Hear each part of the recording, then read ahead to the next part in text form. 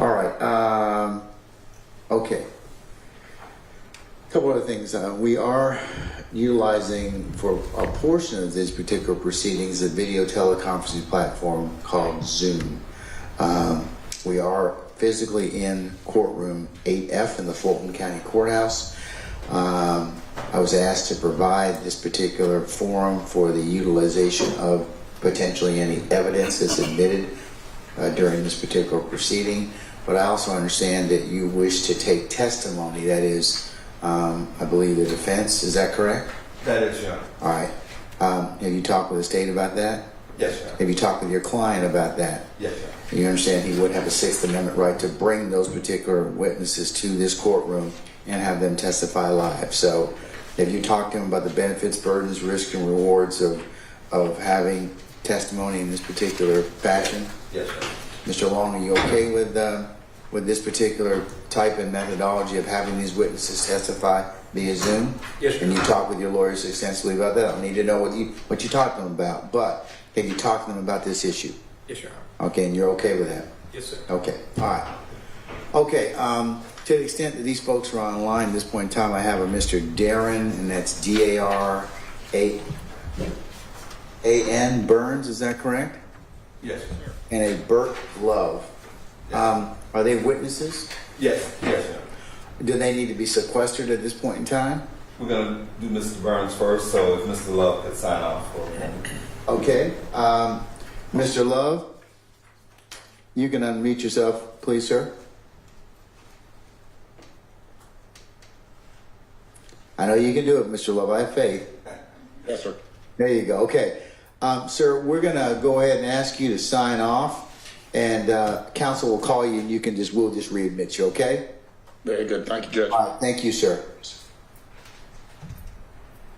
All right. And so this is proper, and for the purposes of the record, do both sides wish to invoke the rule of sequestration for purposes of this particular motion?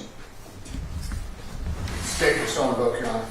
Yes, sir. Okay, all right. So all parties who are planning on giving testimony in this particular hearing, if you could step outside if that pertains to you. Please don't discuss your testimony with anybody except the attorneys in this case. But since Mr. Burns is going to be testifying first, we'll go ahead and exempt him from the rule, okay? All right, is there anything else in terms of housekeeping I need to go through before we take some testimony from Mr. Burns?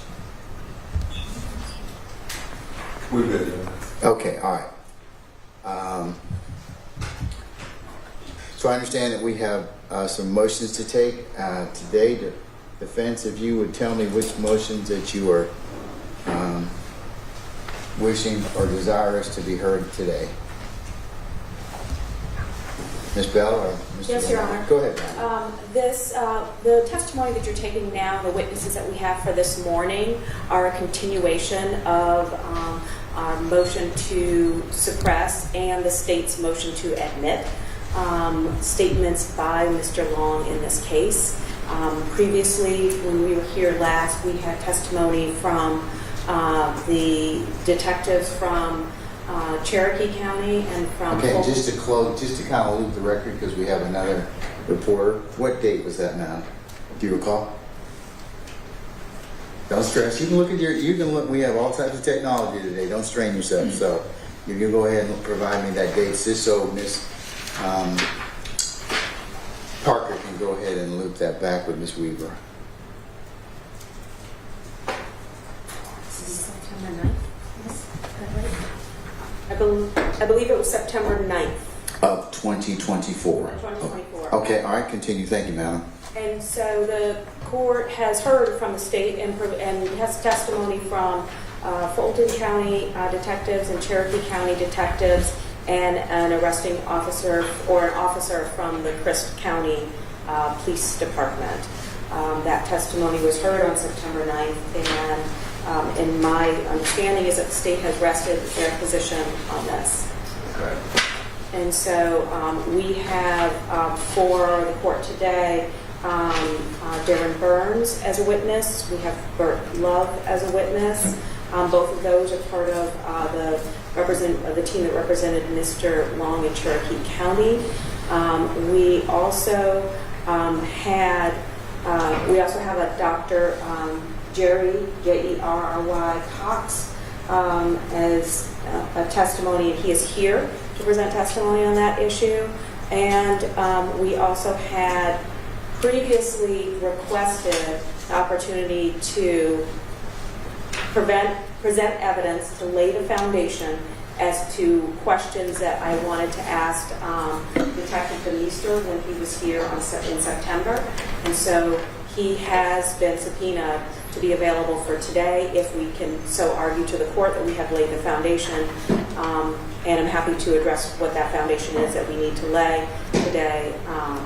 But we have additional questions for Detective Deemer that this court, I believe, information that I believe this court needs to have for a complete analysis of the issues regarding the admissibility of Mr. Long's statement. Okay. All right. Anything from the state? Gentlemen. Nothing from the state, right? Okay. All right. All right, Mr. Lamar or Ms. Bell, call you first witness. Thank you, Your Honor. Your Honor, defense, Mr. Long, we call Mr. Darren Burns. All right, Mr. Burns, can you hear us? Yes, sir.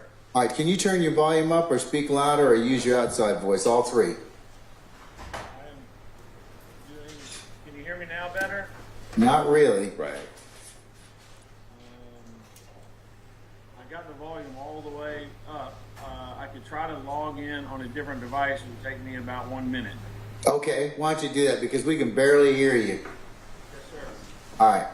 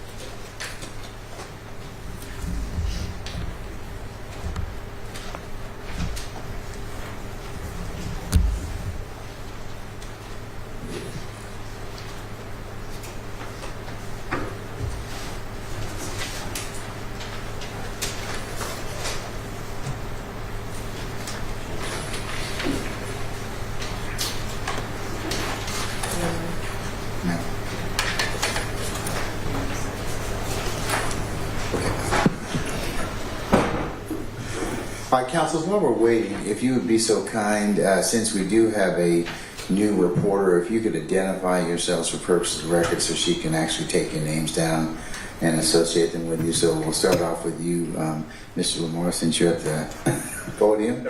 Full name and number, and full name, sir, okay? All right. Full name and what else? Your Full name, yeah, just your full name, sir. Christian Lamar, on behalf of Mr. Aaron Long. And who you represent, thank you, sir. All right. Madam? Yes, it's Geraldine, Jerylyn, last name Bell, Bell, for Mr. Long. All right, gentlemen from the state. Mike Carlson, Carlson for the state. Kevin Armstrong, the first name is Kevin. Adam Abadi, for the state, Abbate. All right, thank you very much, ladies and gentlemen.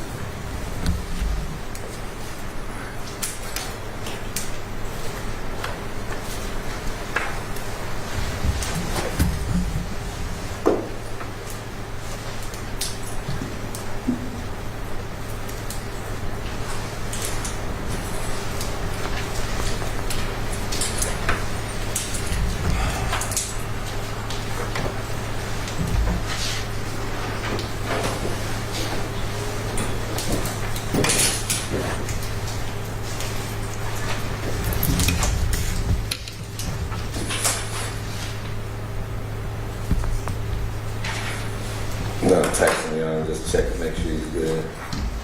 All right.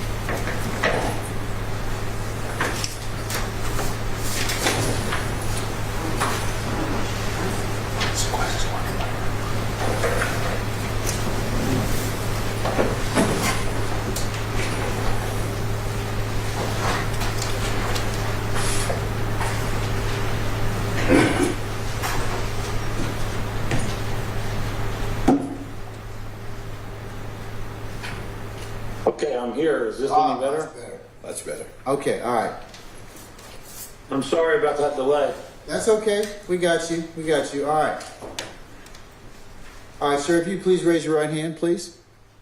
Do you solemnly swear or affirm that the evidence you shall give in the matter now in hearing shall be the truth, the whole truth, and nothing but the truth, so help you God, so affirm? Yes, sir. All right, you have to keep your voice up if you wouldn't mind. If you could state and spell your first and last names for the record, please.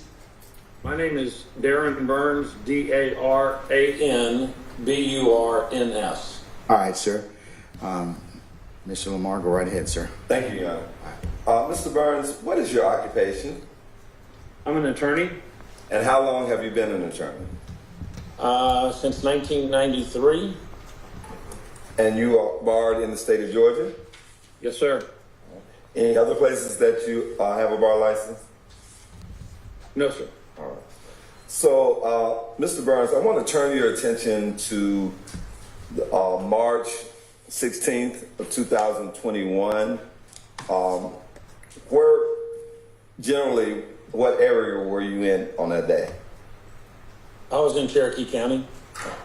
And when did you first become aware of the tragedy that happened in Cherokee County and Fulton County on that day? I couldn't tell you the exact time, but it was, to the best of my memory, maybe 5 or 6 or 7. It seemed like it was a little after work, but it was later in the afternoon, early evening of March 16th. And at that time, March 16, 2021, were you a practicing criminal defense attorney in Cherokee County? Yes. Do you have a law firm there? I do. And what is the name of that law firm? Our law firm is Burns Smith Law PC. Did at some point Mr. Robert Aaron Long did you become aware of Mr. Robert Aaron Long, who we're here on behalf today? I did. How did that happen? I saw that on the television, actually. It was plastered on the news channels. And once you saw that, what did you do? I contacted Mr. Louis Turchiarelli, who is the director of indigent defense in Cherokee County, and I asked him whether or not he was watching the news or had become aware of what was going on in our county. My memory is that he had seen it. He was aware. We talked a little bit about what was going on, and we talked about that this young man would likely need to have a court-appointed attorney at some point, and that was the extent of our first conversation. And after that first conversation, did you have another conversation? I did. Mr. Turchiarelli called me back and actually said that he had been thinking about this case and that he believed that Mr. Long did need to have a court-appointed attorney, and said, in fact, Mr. Burns, I'd like to appoint you to represent him if you would accept that appointment, which I did, and that was on our second telephone conversation. I know it's been 4 years, but approximately what time do you think that particular conversation where Mr. Zeffirelli appointed you as Mr. Long's attorney through the indigent defense, do you remember approximately around what time that was that day? My guess would be that was around 9 o'clock p.m. After having that conversation with the chairman of the Indigent Defense Committee in Cherokee County, what did you do after that conversation? I sent a text message to the elected sheriff in Cherokee County. His name is Frank Reynolds, and I had his cell telephone number. So I sent a text message to Sheriff Reynolds. That was at 9:16 p.m. and I basically informed him that I had been appointed to represent Mr. Long, and informed him that I wanted to be present at any interviews that were done with Mr. Long. And he replied to that message, okay. Now, once you sent that text to him, it was shortly after 9 o'clock. Is that your memory? Yes, I still have that text and it's on my phone, and it says 9:16. All right. What happened next in relation to Mr. Long's case and your communication with the sheriff about his representation? Well, I got a call back, and I'm not exactly sure. I sent Sheriff Reynolds another message after he said okay, and I basically said to him, what do I need to do? Are you going to bring Mr. Long back to Cherokee County? I didn't know whether or not they would attempt to interview him in Forsyth, Georgia, or whether they were going to bring him back to Cherokee. So I sent that message, and I did not get a reply from that message, but I did get a phone call back, and I don't believe that it was Sheriff Reynolds that called me back. When I got the phone call, my memory is the phone call was from Miss Shannon Wallace, who at the time was the elected DA in Cherokee County. She contacted me, and my memory would be that was ballpark an hour maybe after the text. It was sometime after the text. I'm not sure about how long it was, but maybe an hour. And she called me and talked to me about the text that I had sent to Sheriff Reynolds, and basically questioned the appointment, how it was that I was appointed, and so forth. I told her that I was appointed by the Director of Indigent Defense. I reiterated to her that I wanted to be present for any interviews, and I don't remember the exact words that she said, but it was clear to me that my request to be present at the interviews was not going to, she was not going to follow that or grant that request. It was clear to me that they intended to interview him without me being there. So I do recall saying, well, if you're going to interview him without me being present, and I'm sure that you're going to read him Miranda. And when you read him Miranda and you come to the portion that tells Mr. Long that he has the right to have a court-appointed attorney, if he cannot afford one, I'll ask them to please tell Mr. Long, and in fact, one had been appointed to represent him, so that he would know during the Miranda warnings that there was actually a lawyer that was appointed to represent him. And to my understanding, they interviewed Mr. Long in Forsyth County.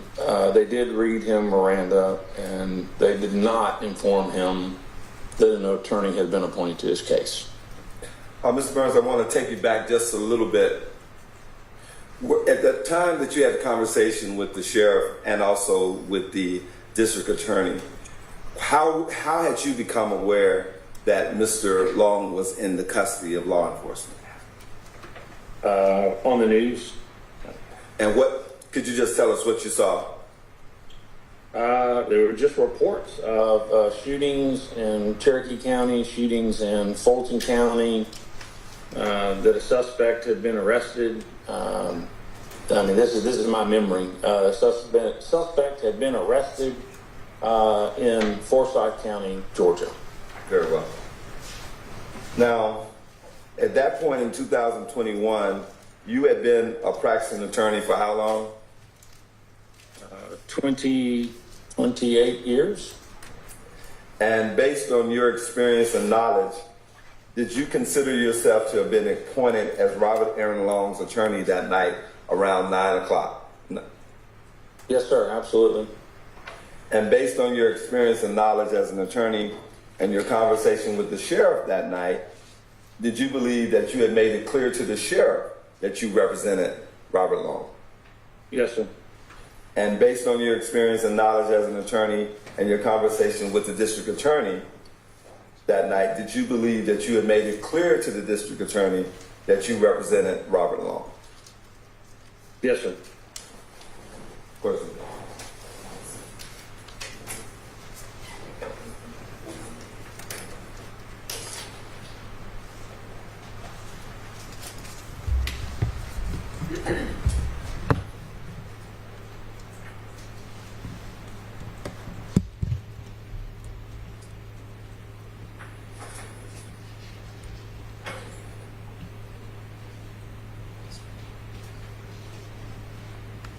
Question, Douglas. Yes, sir.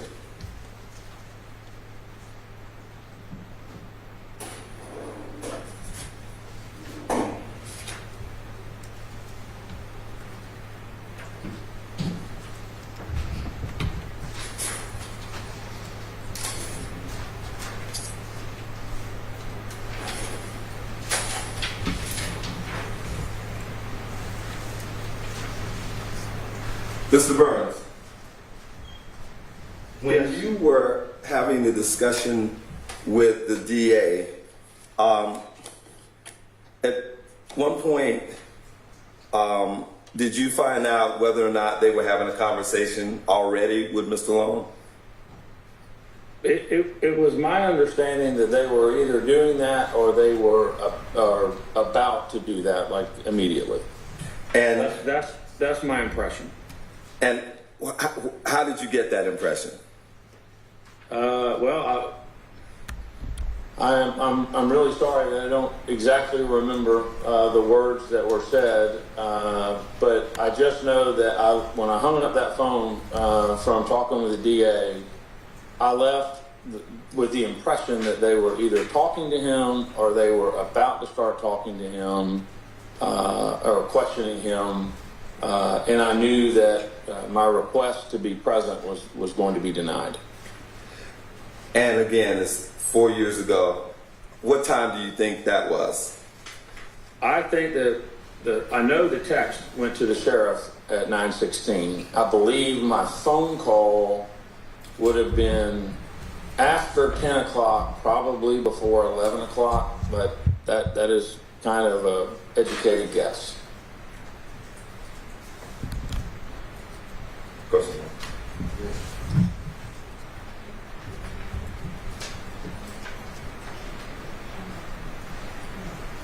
Now, where did you thought Mr. Long at that time was in Forsyth County, or That's my memory. Yes, that there was a stop on Interstate 75 in Forsyth County. Okay. Not Forsyth County, Forsyth, Georgia. all right? And at some point, were you prepared to go to Forsyth County? Absolutely. I mean, Forsyth, Georgia. I'm sorry. Yeah, yes, sir. I keep saying that too, I think. But yes, sir. I was prepared to be there. That was approximately an hour, maybe an hour and a half drive from where I was. I was ready to go. That's in my message to Sheriff Reynolds. That's what I was asking him. What do I need to do? And are you going to bring them here? And this is one of my last questions for you. What was, when you spoke to Ms. the DA that night and had that conversation, based on your experience as an attorney, what was the problem that you saw at that point? What did I think was the problem, or Yes. what did she think was, or what did she think was a problem? Both. Both. Well, I saw as a problem, just in my years of experience being an attorney, people get arrested, they get interviewed immediately, they're entitled to have counsel, they don't have counsel. By the time they're appointed an attorney, they generally have already given statements. There are things that I feel like need to be handled from the get-go in a case to assist them and to ensure that their rights are protected. So what I saw as a problem is this case was getting started without Mr. Long having the benefit of representation. and I believe he was appointed representation. I wanted him to have that at the earliest moment. That was my problem. You asked me what I think her problem was. I believe that Ms. Wallace was of the opinion that maybe it was not a proper appointment because Mr. Long had not been to the indigent defense office to request a lawyer or apply for a lawyer or necessarily qualify for a lawyer. So I believe in her mind they were going to go forward with the questioning because I think she questioned the validity of the appointment. No further questions, Chairman. All right, Cross. Thank you, Your Honor.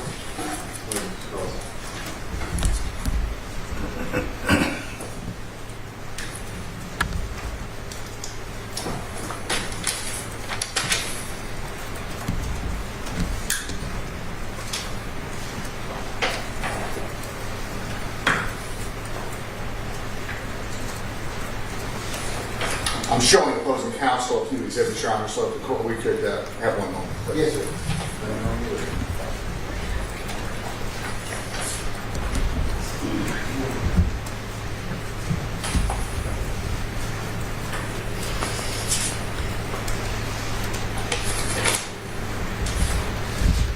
Your Honor, before beginning cross-examination, the state is showing opposing counsel State's Exhibit 4, which is a certified copy of the waiver of rights and associated forms from Mr. Long's sentencing in Cherokee County.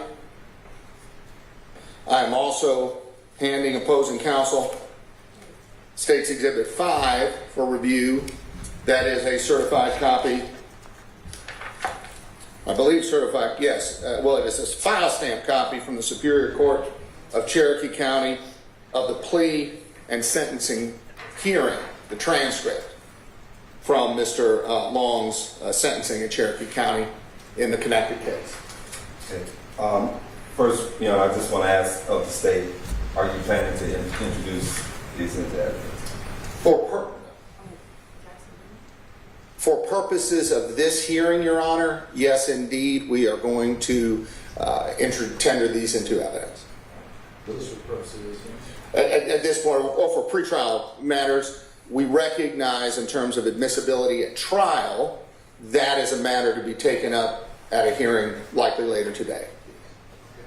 So, our objection at this point is that we understand that it can admit, but we haven't had it, particularly this particular, I think it says Exhibit 5, which is... the plea colloquy? Yes. I just, we have this. We are aware of it. How long have you had it, Mr.? I mean, we've had it since it happened. Okay, all right. Have you reviewed it? We have reviewed it, but How many times have you reviewed it? had not reviewed it right now. So we're just going to ask for a couple of minutes. You want to just check and make sure that's the right? Yes, sir. Okay, all right. All right, then we can recess some days and get you checked that. Thank you. All right. And again, we recognize for the record, Your Honor, that the admissibility at trial of those two documents are matters that are part of a pending motion before the court. However, this is strictly for purposes of this hearing or these hearings today at this point. Okay.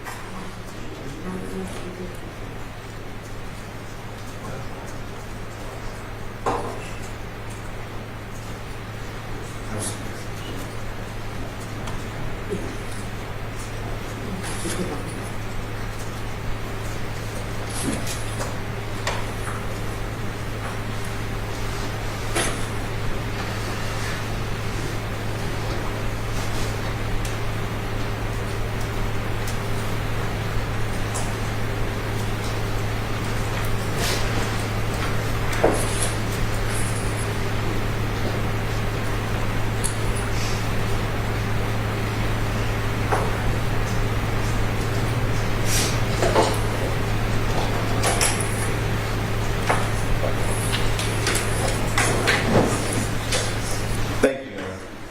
All right. Other than what's been stated in terms of, for the purposes of this particular motion, states 4 in objection. Oh, yeah. All right. States 5, that's the copy of the plea. No. Okay, all right. States 4 and 5 are for the purposes of, limited purposes of this particular motion. And Your Honor, I have shown these to opposing counsel. I'm now going to tender State's Exhibit 6, which is Mr. Burns' internet profile from the Burns-Smith Law PC website. We tender that, again, for purposes of this hearing at this point. No objection. All right. State 6 is admitted. We'd also tender at this point State's Exhibit 7, which is Mr. Wallace Rogers' attorney profile from the Burns-Smith Law PC website. No objection. All right. State 7 is admitted. And also, Your Honor, we are going to tender State's Exhibit 8, which is the profile of Zach Smith from the Burns-Smith Law PC law firm website. All right. Any objection to State 8? No objection. All right. State 8 is admitted for purpose of motion. May I proceed, Your Honor? You may, sir. Good morning, Mr. Burns. Good morning.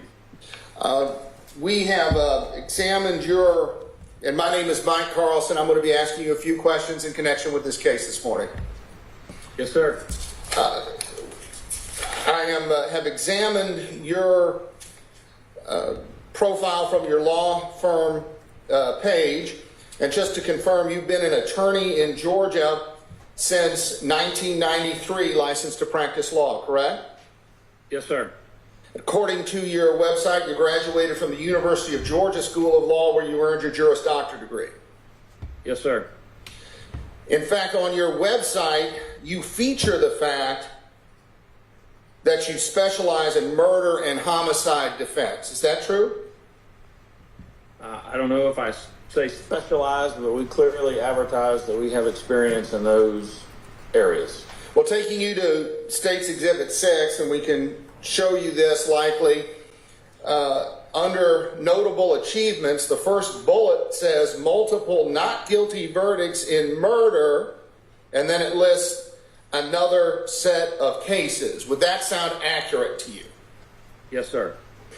Then also the third bullet points out that you have been repeatedly identified as a super lawyer, and that only the top 1% of lawyers have this special designation. Would that sound correct to you?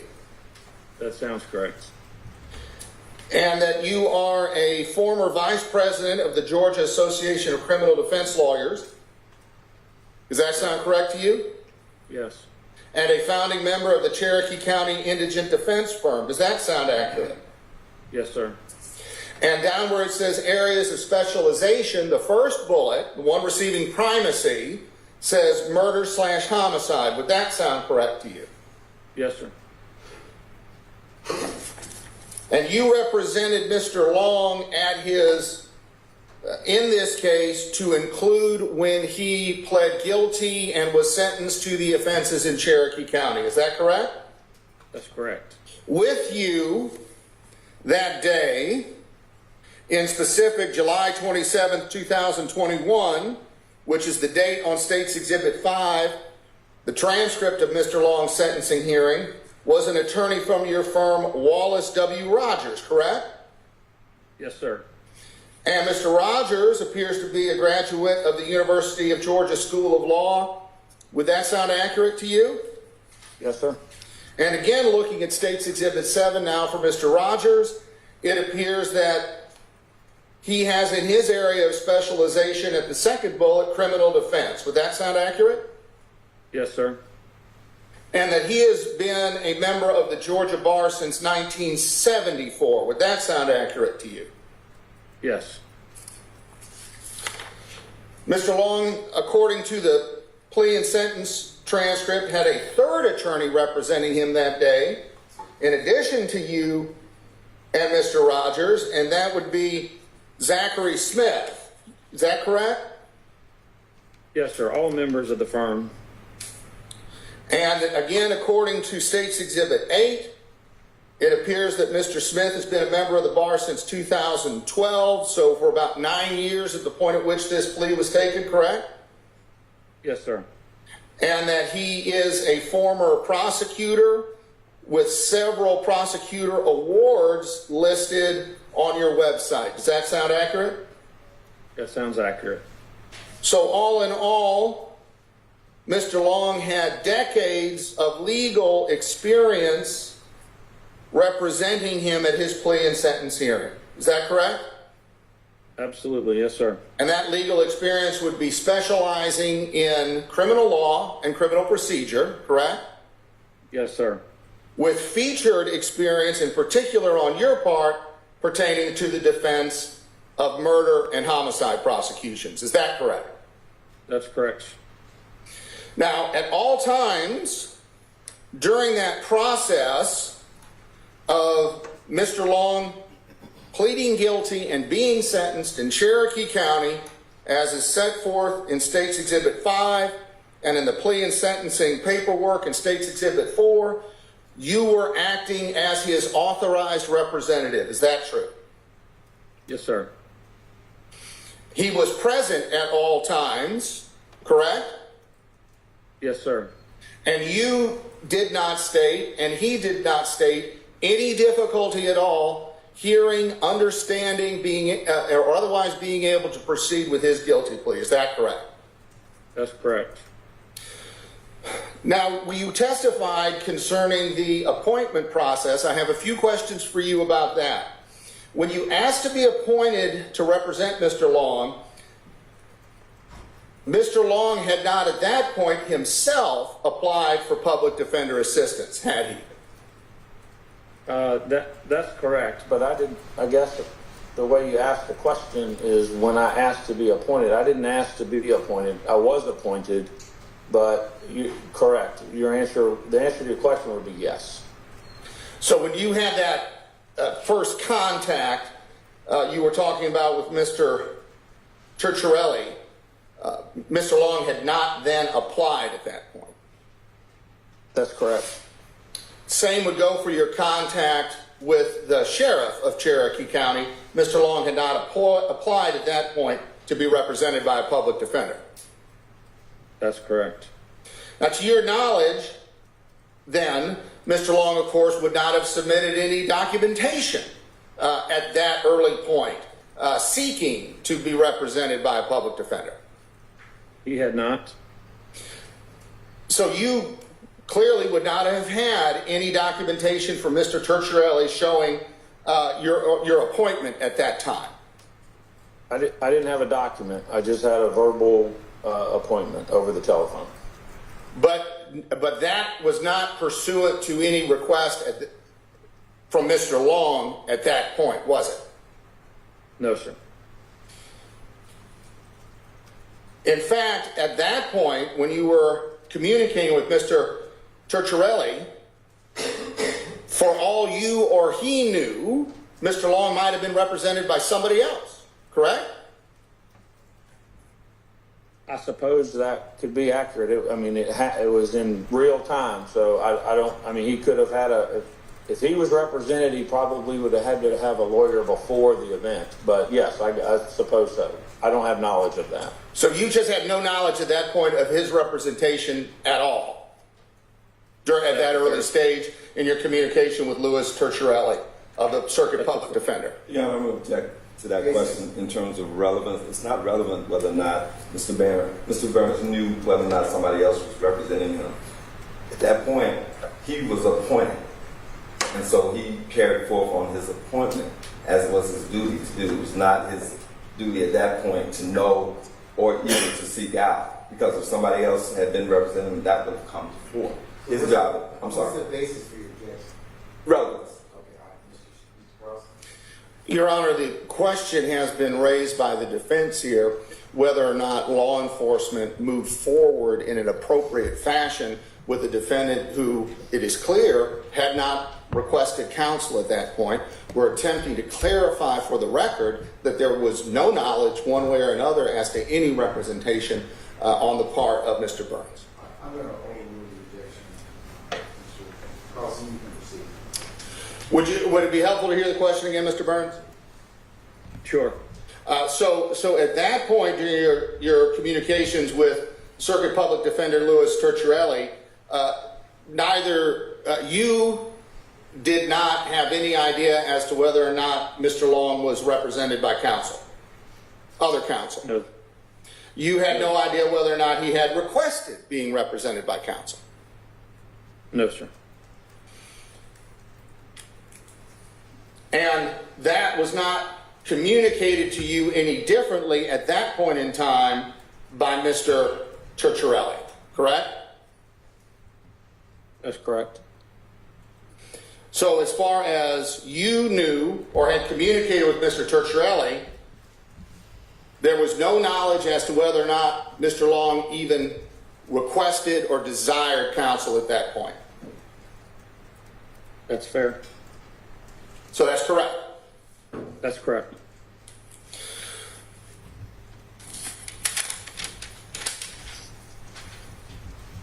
Now I want to take you, sir, to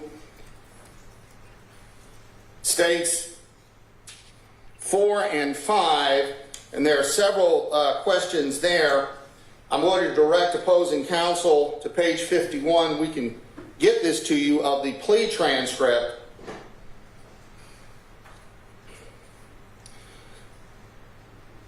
The issue of Mr. Long's confession in this case was raised at the plea and sentencing hearing. Is that correct?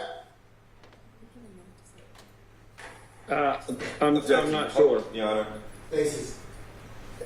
One, relevance, and two, at this point, we just like to have a minute to talk with the state about this. To send it to our witness so he can actually also look Do at you it. want to just recess for about 10 minutes? Do you want to give you enough or? This, how long are you thinking? Mr. Burns, we're sending it to him right now, what Mr. Carlson is referring to so that he can, so. Mr. Carlson, is it okay if Mr. Burns just let you know when he gets it? I believe Mr. Abate has it on screen right now, Your Honor, but we're happy to take a break at the court's direction. Whatever your pleasure, Mr. Lamar. If Mr. Burns, are you able to see the screen at this point? Well, in order to accommodate the problem with the volume, I have switched over to using my telephone. It's very difficult to see. It would be better if somebody could email me the document and I could pull it up here on my laptop and look at it. All right, let's just take 10 minutes and Yes, sir. you can do that. So we'll be at recess 10 minutes and you all can email me the documents so we can proceed forward. Your Honor, for the record, I'm asking Mr. Abate to send State's Exhibit 4, which is the plea paperwork, as well as the transcript, State's Exhibit 5, so that way Mr. Burns has the totality of those documents. Okay, all right. All right, let me know when that's been accomplished. We'll be in recess for about 10 minutes, all right? All right, we're in recess.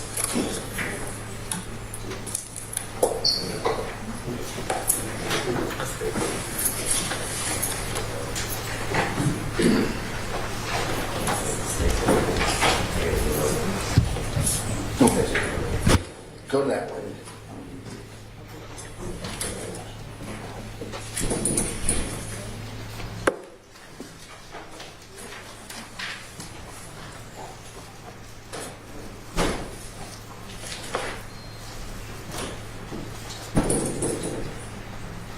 To page 51.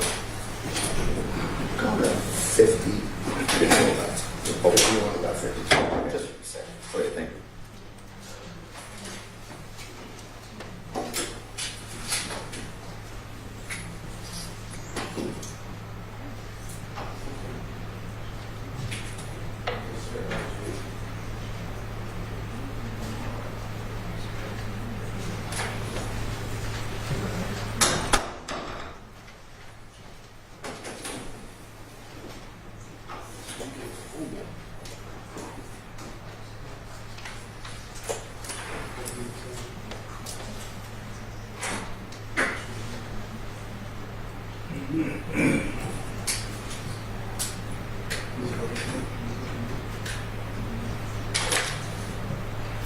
How about this? Once he looks at it, just let us know.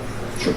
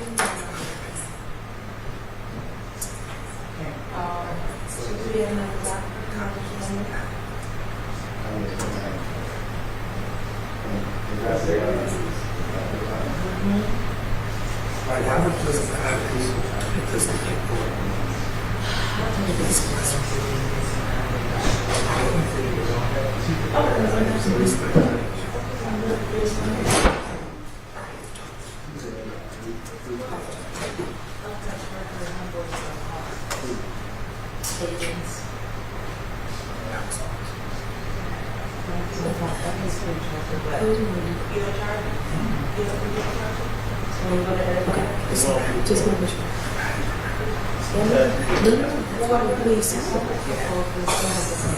That's why I was like, oh, well, okay, I can pass over my notes. Because the thing is,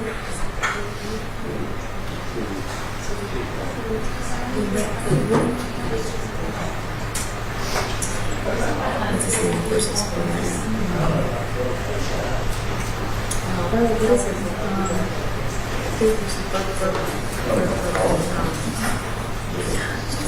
I messed up all day yesterday. I actually got it in here.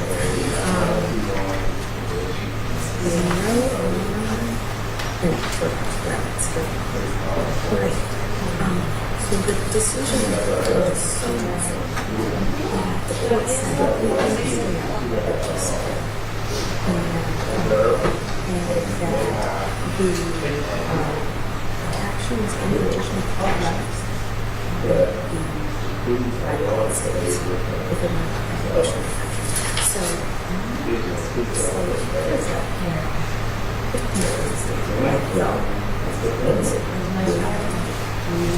New York's obviously was stronger, but certainly Louisiana, I thought was very significant. They saw that they thought that actually they went to increased in non those states charges. Florida the same way. They only give the dissent as well as that these are the things that on now certified central supporting to administration of justice. First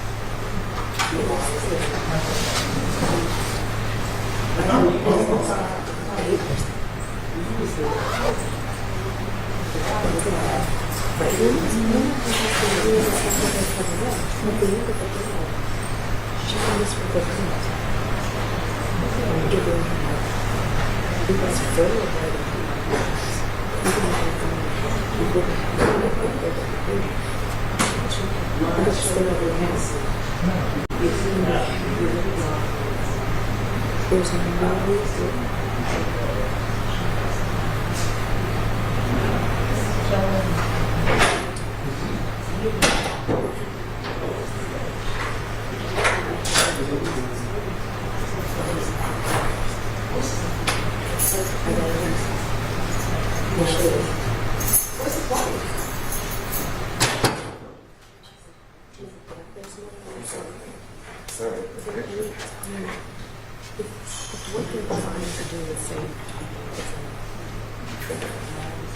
That's just this hearing. Oh, you think that's what they're trying to do? That's too late. Hello.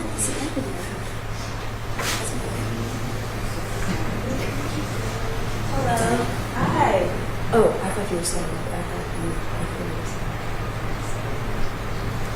that because of what it says in the transcript was from the statement, therefore, because he said it again in the transcripts and he always that would be it. Oh, yeah. I don't know what you're saying. So yes, I hear what you're saying. And so yeah, no, that would not.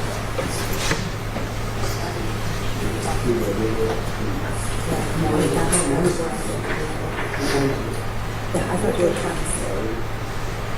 I thought you were saying. I'm dead. Oh, yes.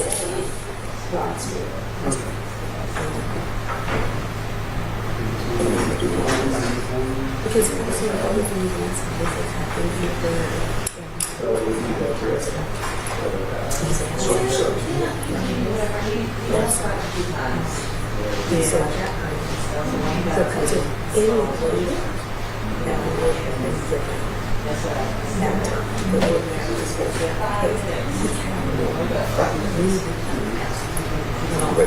yeah, he couldn't make a decision for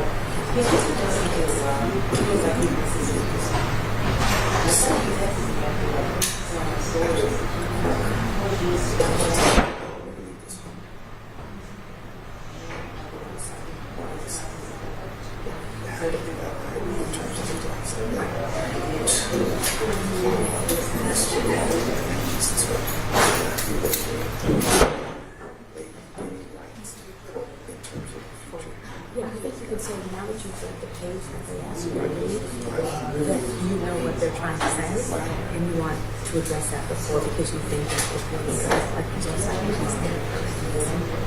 because you're very specific about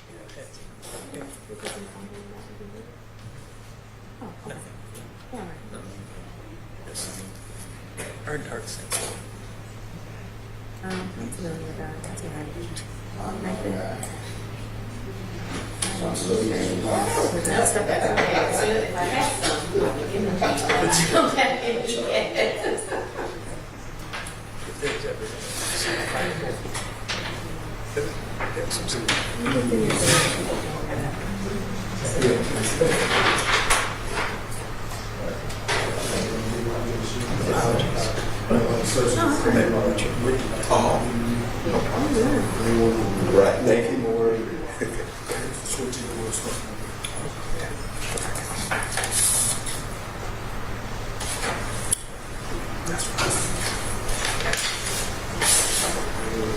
Right, okay.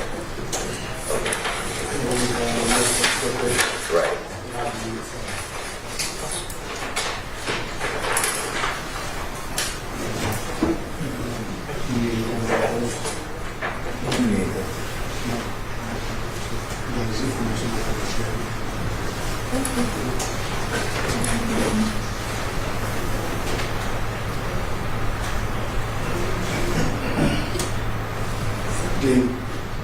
Dean, you have Shirley on? Who? Shirley. No.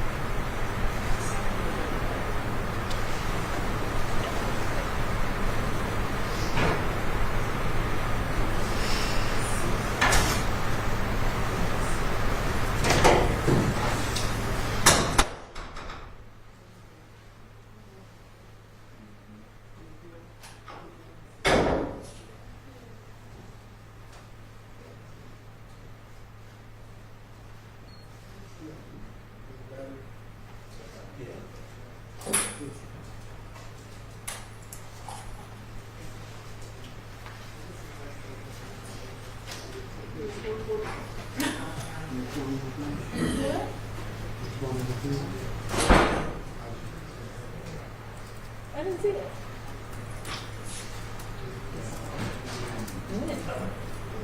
Oh, I didn't see it.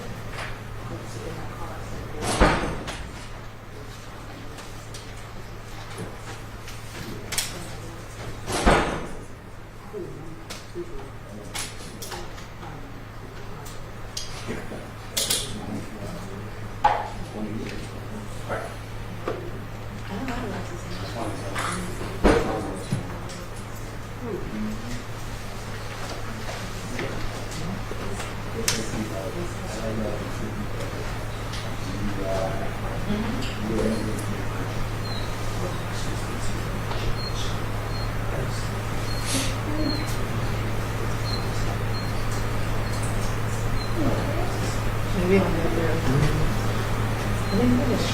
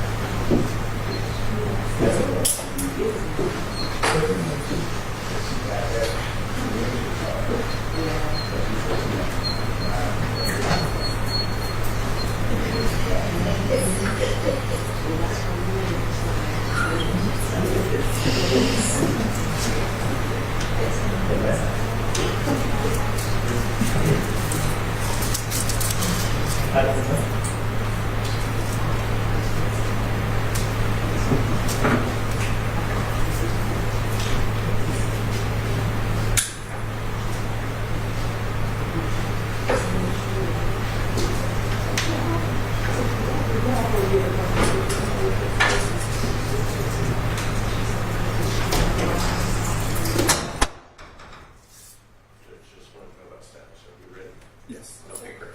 Thank you.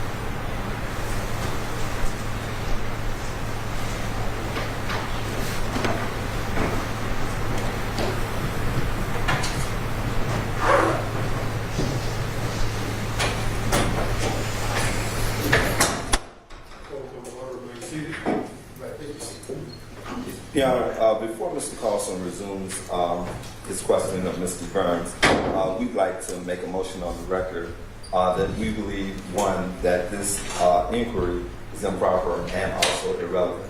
And the reason being is that we believe these questions go to whether or not Mr. Long and Mr. Burns waived Mr. Long's Jackson Dental rights or Miranda rights in that plea hearing.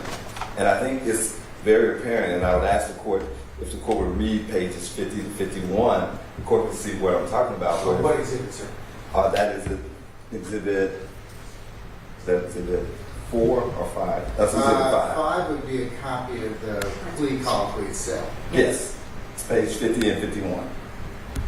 I cannot tell you what it says right Now, I can approach with the court's exhibit, Your Honor. Yes. And again, I'm showing opposing counsel exactly what I'm presenting. Sure. And this is State's Exhibit 5. I'll hand it to Mr. Kearns, Judge. All right, sir.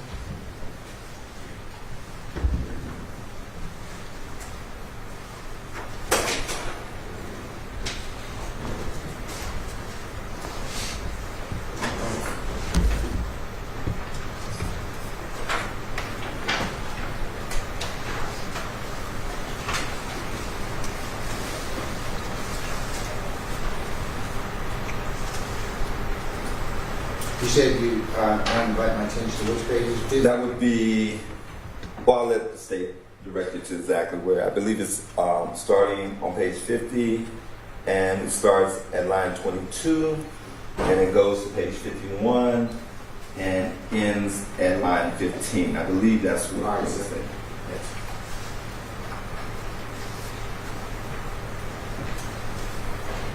Oh, it actually would go longer than that, to line 20.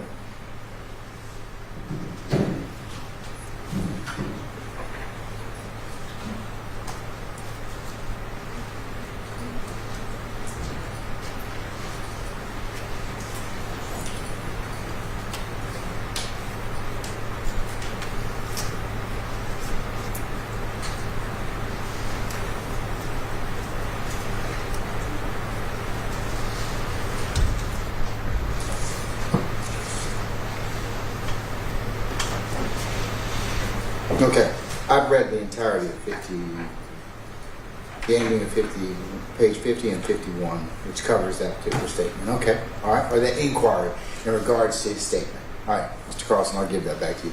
And so we are objecting to this line of questioning, one, on relevance part, and two, what was waived at that hearing, one, does not apply to his Jackson Dental rights going forward. That was a Cherokee County plea. And it says at line 15, for the purposes of this plea, where Mr. Burns, I believe, answered the court's question about that.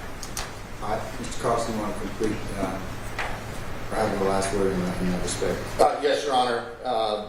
As in other matters, all parties are entitled to a thorough sifting cross-examination under Georgia Rule of Evidence 611B, as in boy, bravo. The defense has called Mr. Burns, who's clearly an expert in the realm of criminal law and procedure. What Mr. Long's position was as to this statement anywhere would be an admission by him and an admission by counsel as to the voluntariness of the statement, which is precisely the issue before the court on Jackson Dental. Also, what wasn't said about any defects in that statement, the negative inference, would also be pertinent, not only logically relevant under Rule 401, but highly legally relevant as well. All right, Mr. Lamar, I'm still going to overrule your objection. Okay, I'll note it for the record, and I'll give you continuing objection if you like, sir. Yes, sir. Okay. All right. You may continue, Mr. Carlson. Mr. Burns, we are back on the record. Can you hear me? Yes, sir. You can speak up, sir. Okay. Can you hear, Ms. Parker? Okay. All right. I want to direct you now to the transcript of the plea hearing in Cherokee County in State's Exhibit 5 at going from pages 50 into page 51 towards 52. At the break, have you had an opportunity to review that documentation or the copy of the documentation the state provided you with? Yes, sir. At the time of that hearing, Mr. Long elected to waive any issues concerning the constitutionality of his statements or statement to law enforcement, correct? For that plea hearing, yes, sir. And you had reviewed that statement that he provided, correct? Yes.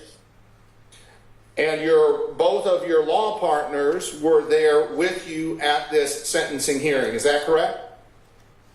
That's correct. At the time when you were pointing out for the court the issues or concerns that you had with that statement, talking about Mr. Long's confession, you pointed out some of these issues that you touched upon here in your testimony today concerning the appointment of counsel. Is that true?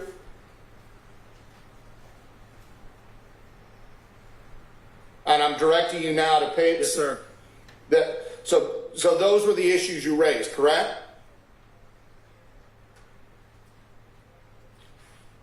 Yes, those are the issues that we were discussing at the plea. You did not raise at that time or mention anything about Mr. Long being intoxicated, did you? No, sir. You did not raise at that time anything regarding Mr. Long having any difficulty at all understanding his rights, did you? No, sir. You did not raise at that hearing anything at all about Mr. Long voluntarily waiving all of his rights and going forward with that statement, correct?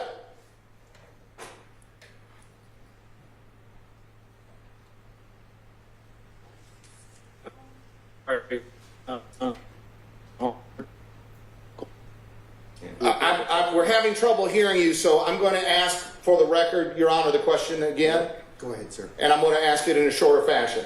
You did not raise at that time any issue about Mr. Long understanding his constitutional rights, did you? No, sir.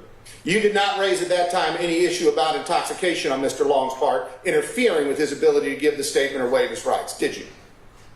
No, sir. You did not raise at that time any issue about the voluntariness of Mr. Long's statement, did you?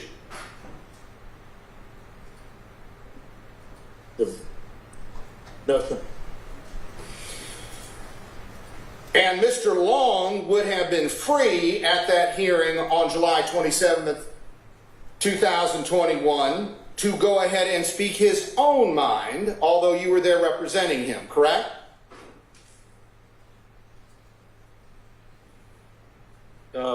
Sure.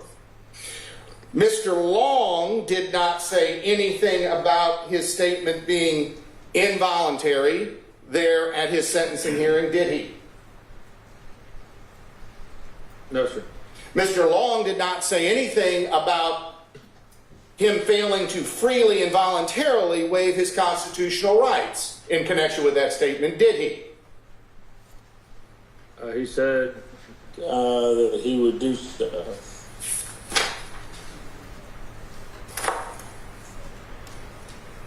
Well, let me direct you, sir, to page 51. And the judge mentions on page 51 that Mr. Long could have filed a motion to suppress his statement. You see that there at the bottom of page 51 where the judge says that?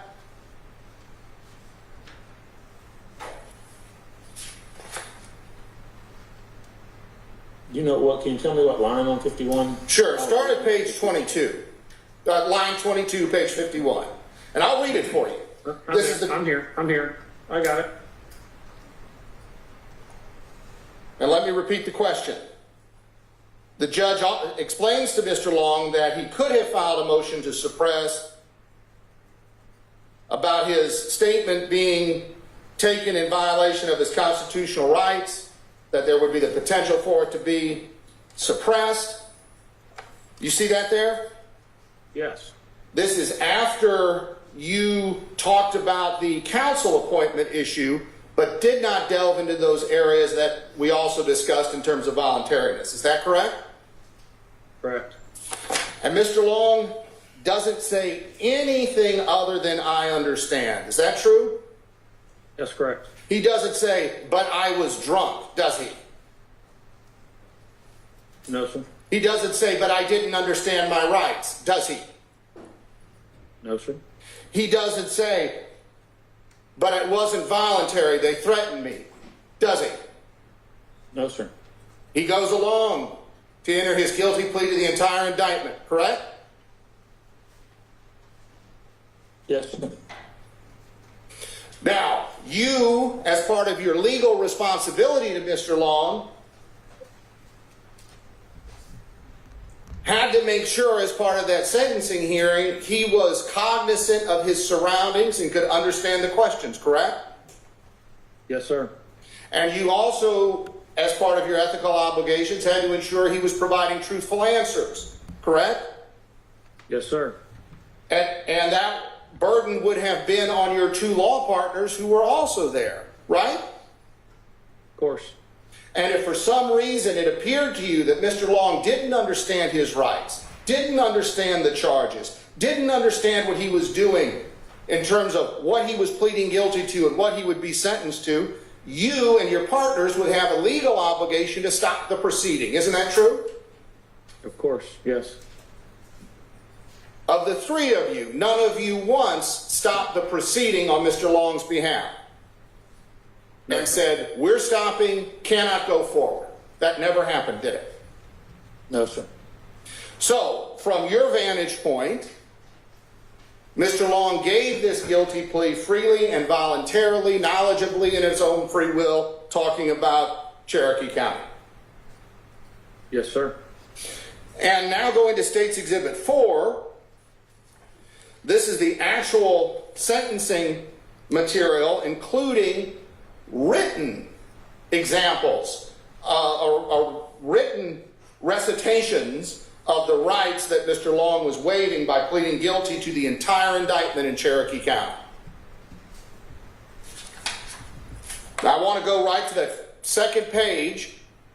That is your signature, along with Mr. Long's, indicating that he is pleading guilty to the entire indictment, correct? That's correct. And he's waiving not only all of his rights in terms of the statement he gave, but all of his rights connected with trial. And that's a later form entitled Petition to Enter a Guilty Plea. Now, Mr. Long, not only in sworn testimony, but also repeatedly in writing in paperwork you signed, indicated that he understood his rights to trial, correct? Yes, sir. That he understood he was giving up all of those rights, correct? Yes, sir. And that it was his decision to plead guilty. Yes, sir. And that is your testimony today, that this guilty plea that Mr. Long entered July 27, 2021 was the result of Mr. Long's knowing and voluntary waiver of all of those rights with the advice of counsel, correct? Correct. And you were the attorney that signed off on those forms with him, signifying that, again, in your opinion, it was a free and voluntary plea with the assistance of counsel, correct? Yes, sir. And both of your law partners, the ones we mentioned before, were there and present. Yes, sir. Now, since then,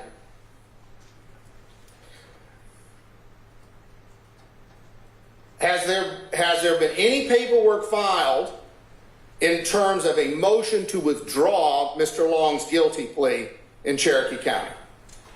No, sir.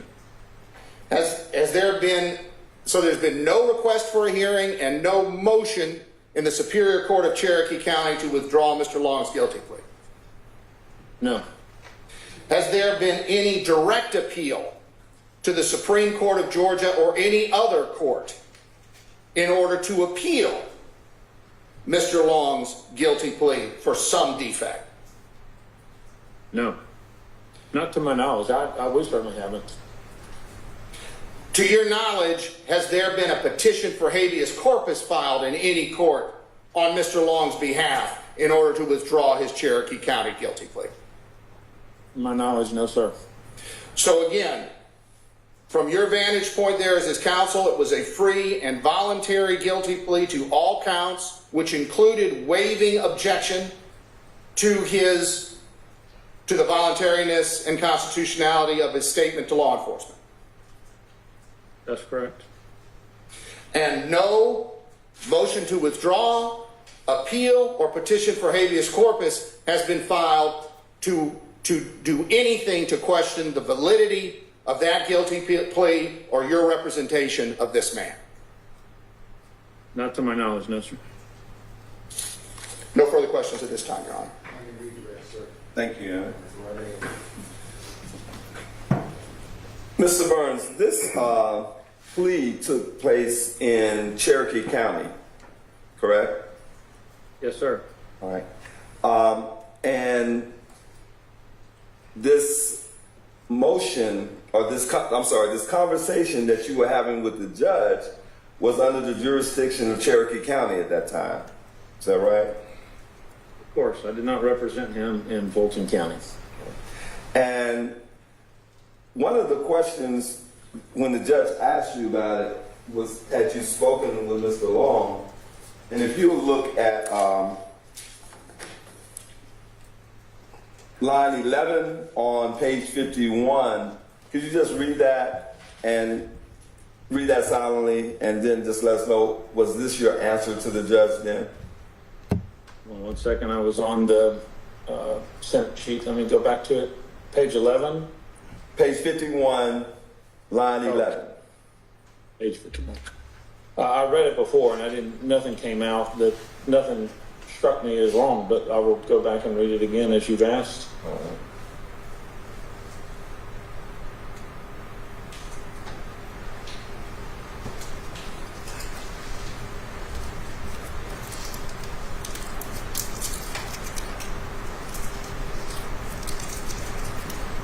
Let me know when you finish reading it.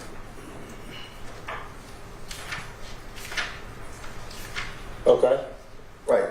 And in that particular answer to the court, you say specifically that we are waiving that defense, that issue for the purposes of this plea. Was that your answer? Correct. This comes right after a factual basis was put up for entering the plea before Judge McEllier. So Judge McEllier at that time had heard a factual basis for the plea that was given by then DA Shannon Wallace. And the whole point of this question, it comes in every criminal case, which is, does the defendant realize the nature of the charges against them and any possible defenses? And what this court was doing, in my opinion here, was making sure that Mr. Long understood that he understood that if he wanted to, in Cherokee County, challenge his statement, which Ms. Wallace had brought up earlier in the factual basis, that there was an issue there. And so the court is now inquiring about the issue that Ms. Wallace had brought up before by saying, hey, I've heard that there's an issue regarding the voluntariness of your statement. And the purpose of that question is to find out whether or not you want to go ahead and enter into a plea to this charge, or whether or not you would prefer to file a motion and challenge your statement.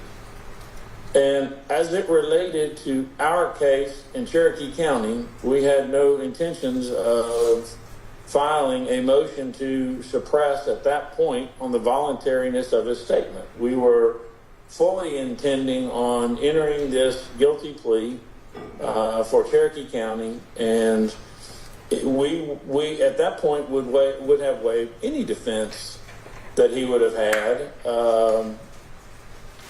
because at that point we were entering our plea.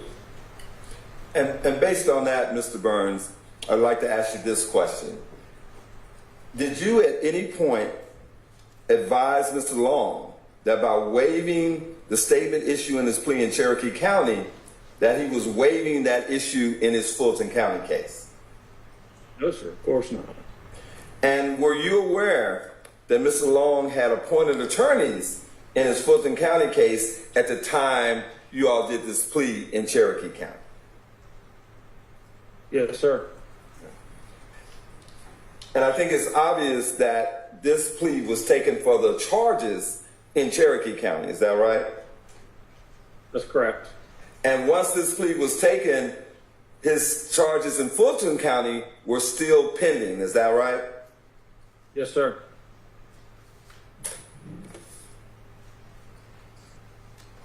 No further questions. Anything further, Mr. Burns? No recalls from Mr. Burns, Your Honor. And Mr. Burns, we firmly excuse the purpose of the motion. Yes, sir. All right. Mr. Burns, Mr. Burns, thank you Yes, for your sir. patience with us. I'm going to go ahead and you can sign off and go back to your usual duties and avocation. Just don't discuss your testimony to anybody except the attorneys in this case, okay? I'm sorry. Just, I have to call Mr. Love. If Mr. Burns, if you could just hold on until after Mr. Love's testimony in case I need you. So, Can we call him back then? yes, absolutely. All right, since he's subject to the rules. Right. All right. Mr. Burns, and can you be available like within about 5 minutes if they call you? Absolutely, of course. Okay, all right. I'll temporarily excuse you then, okay? Okay, I'll sign off and Yes, I'll sure. stay We'll on my call you computer. back when we need you. Okay, hey, and if somebody would call me and let me know when I'm excused, then I'll be able to walk away. I'll do that, yeah. All right. Thank you, sir. Your Honor, Thank you very much. Sorry for the difficulties.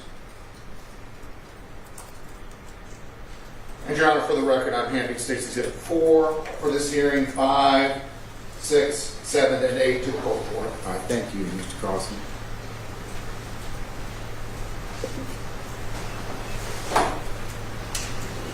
All right, Mr. Lamar, I'll call you next witness, sir. Your Honor, at this point, Mr. Long, we call Mr. Bert Love. All right, is he live or is he... He should be, we contacted him. He should be logging on. Okay, Oh, I'm sorry, Your Honor. He's on Zoom. Okay, all right.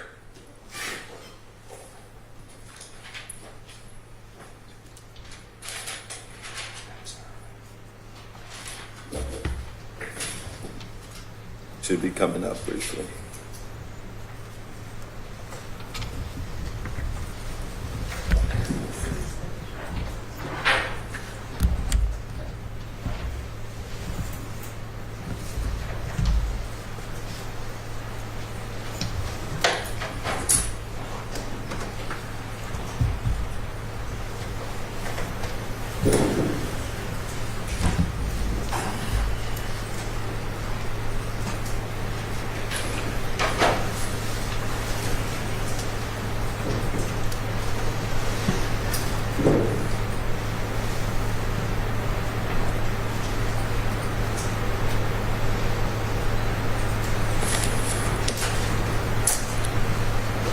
Mr. Lowe, can you hear us? Yes, sir, I can. Can All you right, hear me? Mr. Lowe, good morning, sir. Judge Glanville, just go ahead and I'm going to swear you in as a witness, but just keep your voice elevated so we can all hear you, okay? Yes, sir. All right, okay. Sir, if I get you to raise your right hand for me, please. Do you solemnly swear or affirm that the evidence you'll give in the matter now in hearing should be the truth, the whole truth, and nothing but the truth, so help you God so affirm? I do indeed. You put your hand down. If you could state and spell your first and last names to the record, please. Yes, my first name is Hubert, Hubert. Last name is Love, Love. All right, and you go by Bert? I do. Okay, all right. Go ahead, sir. Thank you, Your Honor. Mr. Love, what is your occupation? I am currently fully retired. All right. And what was your occupation before you were fully retired? So in 1991, I joined the Cherokee County Sheriff's Office. In 2015, January of 2015, I transferred over to the District Attorney's Office of Cherokee County as an investigator. In 2021, within weeks prior to this incident, I retired from the District Attorney's Office and went to work for Burns Law Group, which is now Burns Smith Law. And you were working there as an investigator? That's correct. So I'm going to turn your attention to that particular month and date of March 16th, 2021. Yes, sir. When did you first become aware of the tragedy involving the victims in Cherokee County and Mr. Robert Aaron Long on that day of March 16, 2008? It was in the evening. I want to say it was in the late 8 o'clock hour or early 9 o'clock hour. I received a phone call from Attorney Darren Burns informing me that he had been appointed on the case and asking me to start doing research and capturing media reports on the situation. Now, you said that Mr. Burns, who you were working for and with at that time, called you and said that he was appointed to the case? That is correct. Okay. Said that he had spoken with Lou Tortorelli, which is the manager or managing attorney of our indigent defense program in Cherokee County. And Mr. Tortorelli had informed Mr. Burns that he had been appointed on the case. Right. And you said that you started doing research on the case at that point? That's correct. I started capturing media reports, both online and news reports as they came through on the local networks, as far as media TV networks, and researching the locations that were being reported on. Now, at that point, as an investigator in that firm, and you were doing your job working, did you consider yourself and your firm representing Mr. Long? I did. Now, after you did that, did you speak with anyone else? No, Mr. Burns was the only one I spoke with that evening. He indicated to me that he had contacted Shannon and Frank, which I know to be, at the time, the elected district attorney of Cherokee County and the sheriff of Cherokee County, informing them of his representation and that he was on his way to Crisp County and requested that Mr. Long not be interviewed until he was present. All right. And so at that point, do you remember what time that was? Like I said, it was a very late 8 o'clock hour or very early 9 o'clock hour. And just based on your knowledge, how far is the county where Mr. Long was being held from Cherokee County in terms of length of drive? I believe it's at least 2.5, if not 3 hours. Now, at that point, were you still investigating the case online and doing the research? I was indeed, yes. Now, you've been in Cherokee County working, you said, since the 1990s? Yes, sir, 1991, January 91. Right. So I just want to ask you, based on your experience as an investigator, as a sheriff deputy, investigator with the DA office, and also working as a criminal defense investigator, based on all of that knowledge and experience, did you consider yourself as part of the team that was representing Mr. Aaron Long at that time? Absolutely. No further questions, Sean. All right, Cross. Mr. Burns, my name is Mike Carlson. I'm going to ask you a few questions on behalf of the state. If I'm not Mr. Burns. I'm sorry, Mr. Love. That's okay. Thank you. Let me clarify. Mr. Love, I'm going to ask you a few questions on behalf of the state. If for any reason you can't hear me or you need me to repeat a question, please let me know and I'll be happy to do so. Thanks, sir. Now, you went from law enforcement. How long were you with was it the sheriff's office in Cherokee County? Yes, sir. I was with Cherokee County Sheriff's Office from January of 1991 until January of 2015. I left the sheriff's office as a captain over the intelligence division, which handled white-collar crimes, technological upgrades, and general criminal intelligence. And from 2015 until when were you an investigator at the district attorney's office? 2015 until 2021, early March, end of February, early March. And then you retired from government service and went to work for Mr. Burns' law firm? That is correct, yes, sir. And when did you retire from Mr. Burns' law firm? believe it was October of 24, just recently. Now, as a district attorney's investigator, part of your job would have been to review cases as they come in from law enforcement. That's correct? Yes, sir. To do supplemental investigation to prepare them. Well, first you would look at them and, of course, be part of the process of evaluating a case, whether and how it should be indicted, correct? Yes, sir. That also will include, as a case proceeds to trial, doing supplemental investigative work. That is correct. Yes, sir. And those were and you did that for 6 years after roughly 14 years doing investigations for law enforcement directly, correct? Well, I was with the sheriff's office for more than 14 years, but yes, I was. I'm sorry, about 24 years. Yes, sir. From 1998 until 2015. Oh, 98 until 15. 1998 to 2015, I was in criminal investigations.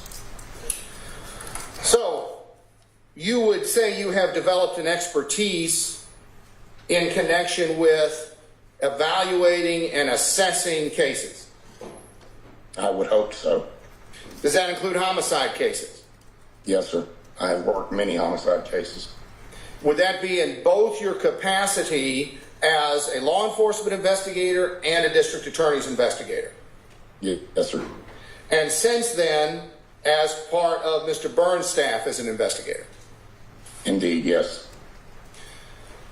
So in that regard, you investigated this case in terms of whether or not ultimately Mr. Long would go to trial in Cherokee County. That is correct, along with, consultation, obviously, with Mr. Burns.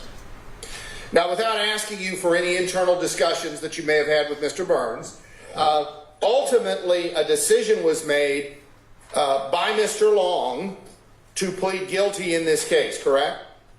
Yes, sir. Were you present in court when he pled guilty?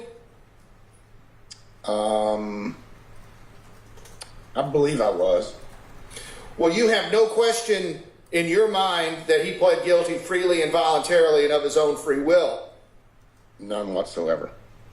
And since that guilty plea, you haven't been asked and haven't performed any follow-up investigation into any aspect of the case, have you?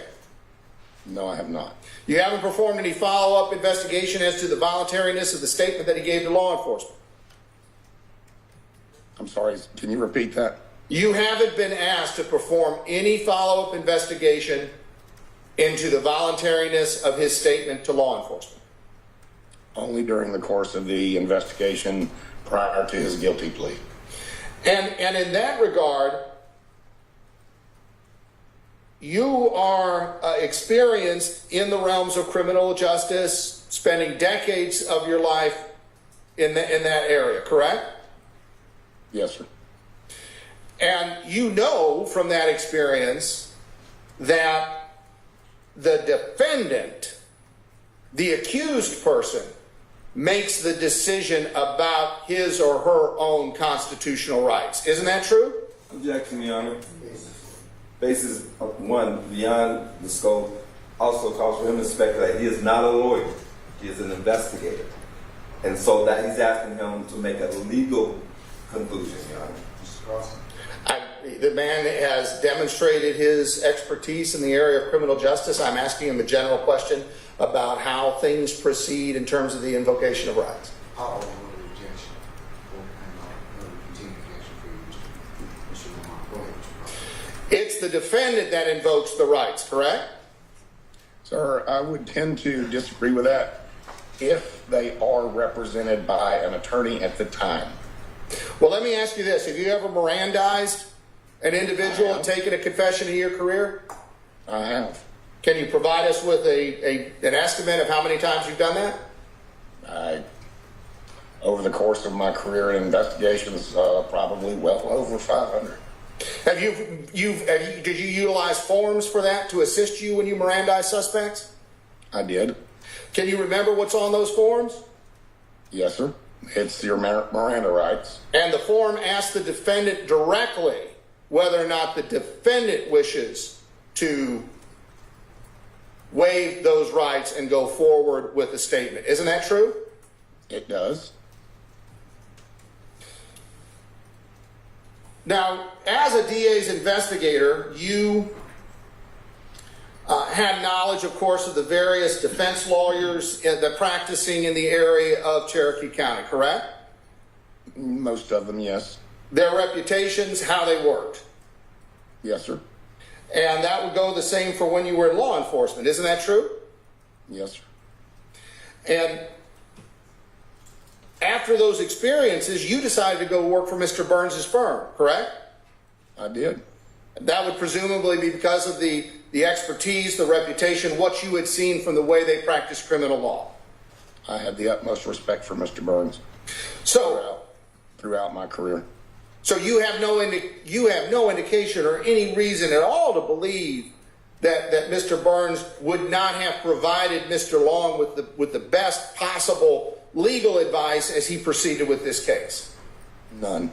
And ultimately, that advice led to Mr. Burns not filing a motion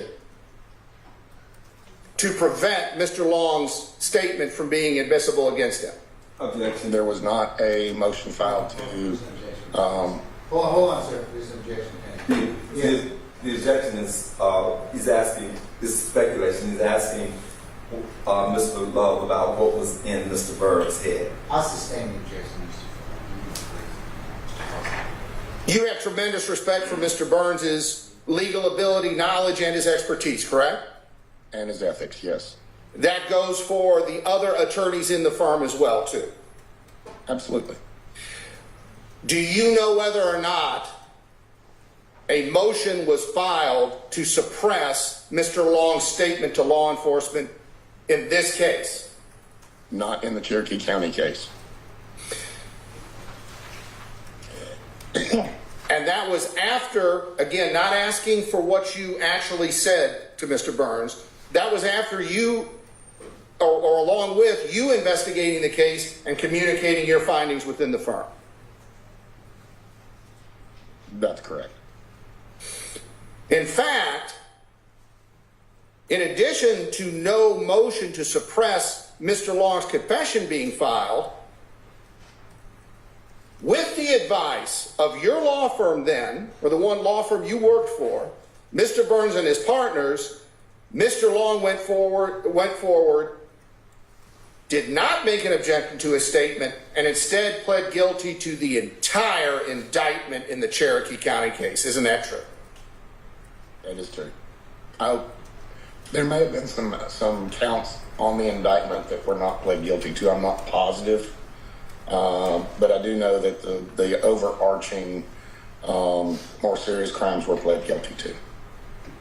And you have no reason to believe, based on your knowledge and work with Mr. Burns, that there was any defect at all in those proceedings in terms of, instead of filing a motion to suppress the statement, going forward with a guilty plea on Mr. Long's behalf. Objection. Basis, he not qualified to give a legal conclusion on that, you know. I asked on his experience, Your Honor. I sustain. I overrule objection. Go ahead. You can answer, Mr. Love. Repeat the question. Right. Based on your experience and work with Mr. Burns, you have no reason to believe that there were any defects in the prosecution that were overlooked prior to Mr. Long going forward and pleading guilty.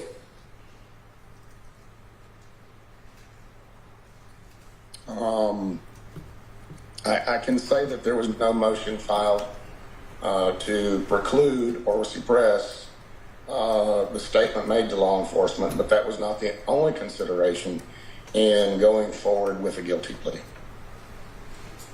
Well, again, without asking you for internal discussions within the law firm, do you believe that Mr. Long's guilty plea and sentence was taken freely and voluntarily and with the advice of competent counsel? I do. No further questions, Your Honor. Yes, Your Honor. Go ahead, sir. Thank you. Mr. Love, I just want to talk to you a little bit more about what happened that night and your interaction with Mr. Burns. You learned from Mr. Burns that he had told Ms. Wallace, the DA, and the sheriff that you all's firm represented Mr. Long. That is correct. And you also learned that Mr. Burns had told both of them not to interview Mr. Long without him being there. You were aware of that. And that he was on his way to Crisp County. And you are also aware of the fact that Mr. Burns had also told them to tell Mr. Long that when you read the Miranda rights about whether you want a lawyer, let him know that he has one.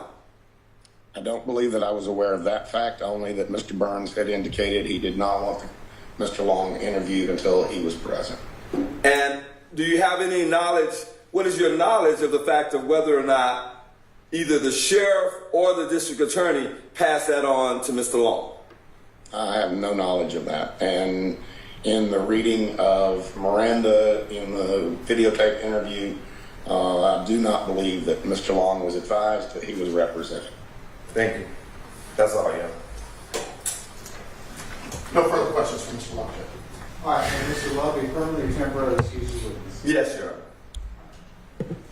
Mr. Love, thank you for your patience with us. I'm going to go ahead and permanently excuse you as a witness, but please don't discuss your testimony except with anybody in terms of the attorneys in this case, okay? Yes, sir. Thank you, Your Honor. All right, sir. Thank you. Bye. All right, bye-bye.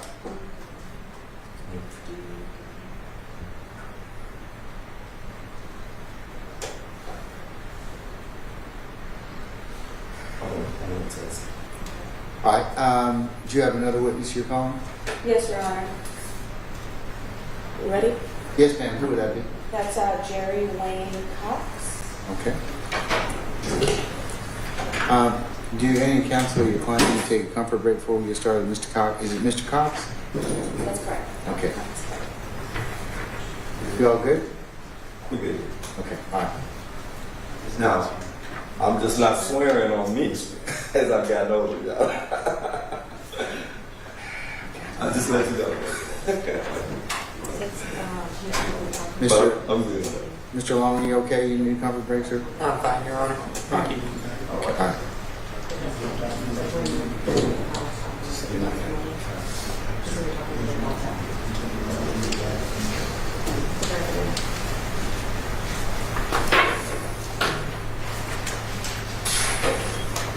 All right, who's your witness on? I apologize. Jerry Wayne Cox. All right, Mr. Cox. Good morning, sir. Sir, if you could please approach the witness stand here.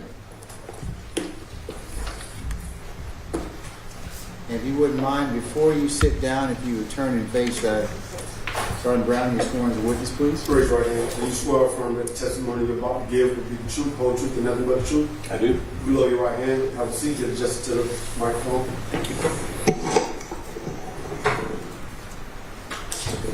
Once adjusted, state your first and last name and spell both for the court. I'm Jerry Cox, Jerrycox.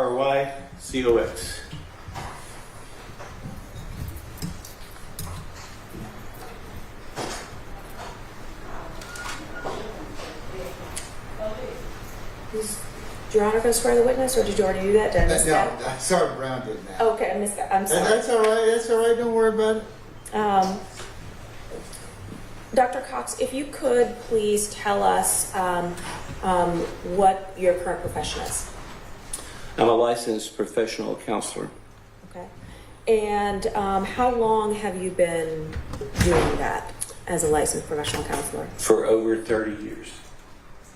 Can you tell us a little bit about your background and your educational background? Okay. I'm from Tennessee.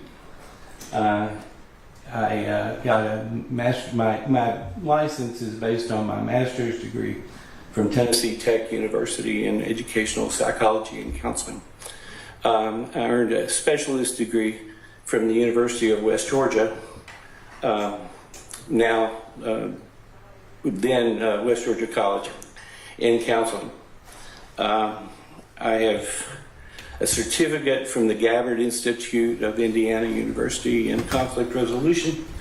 I earned a doctorate in interdisciplinary studies from Theropon University with a focus on Christian counseling and restorative justice. And can you tell us a little bit more about your doctorate in terms of what you were focusing on? My dissertation was focused on parental alienation. It's available on academia.edu. Okay. It was published? It was published there, yeah. And after you graduated, can you tell us, sort of, take us through your experience? Okay. Well, from the time, I was licensed in 1993, I worked as a school counselor. I was head of counseling at Sequoia High School at that time. I entered into private practice with a substance abuse practice called Optimum Behavioral Health. So I was doing that on a part-time basis while I was a school counselor.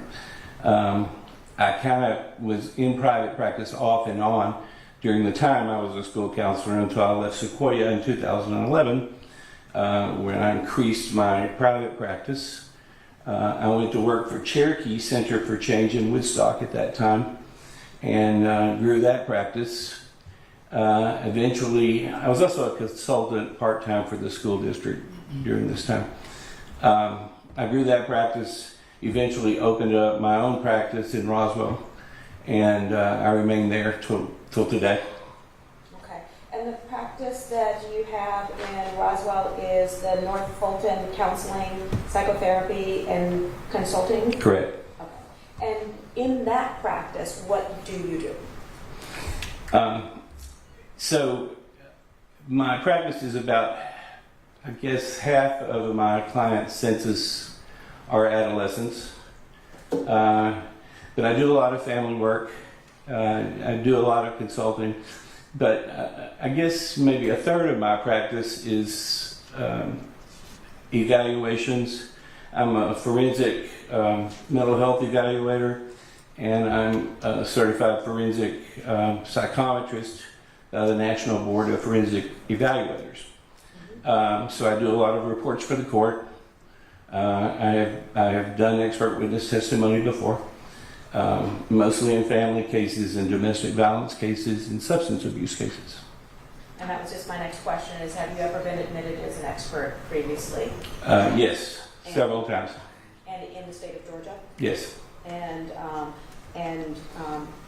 have you ever been denied admittance as an expert in? No. And in what field are you as your expert testimony? Today, I think I'm here to testify about religion as well as the psychological effects of that occur in. I guess let me try to rephrase that. Well, before let me. Okay. I'm just going to stop you because that's going to be subject to obviously what the judge says in regards. I'm just asking in previous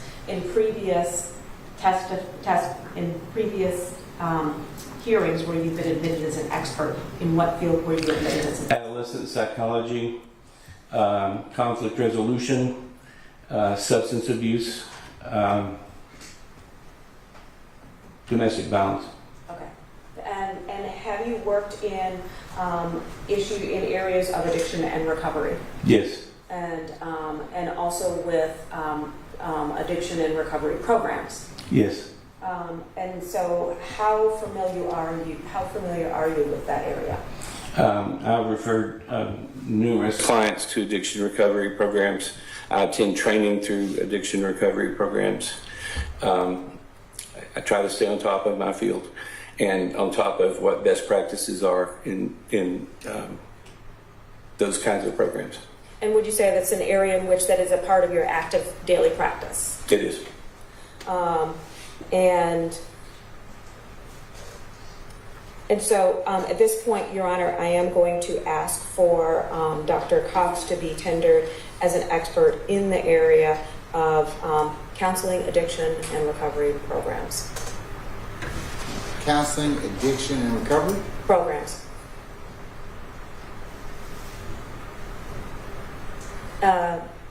Hold on 1 second. All right.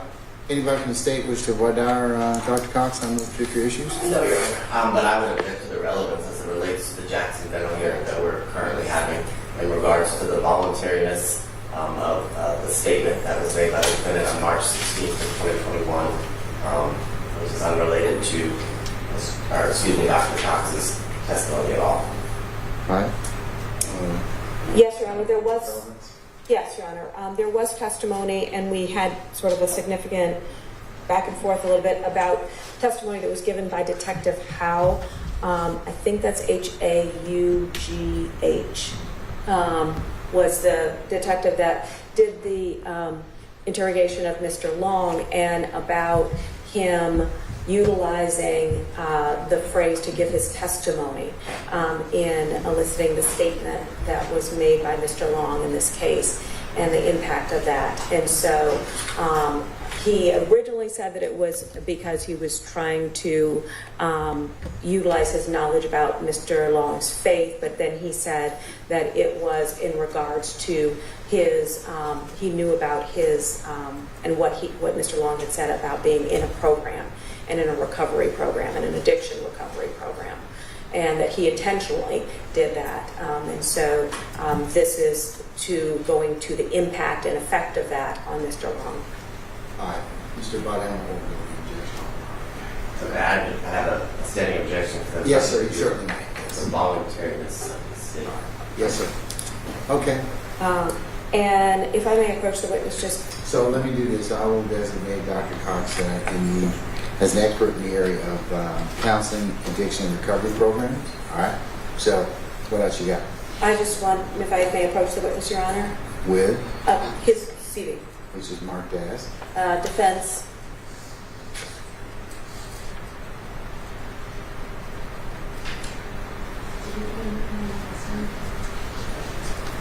You want to do next in order for purposes of the record, or if you would get me a number, that would be great. Actually, I think that we have to start at 1. Under the new rules Yes. of the Supreme Court, each separate hearing date has to have its own, I believe, its own set of numbers under the new rules. Okay. So we would say that this would be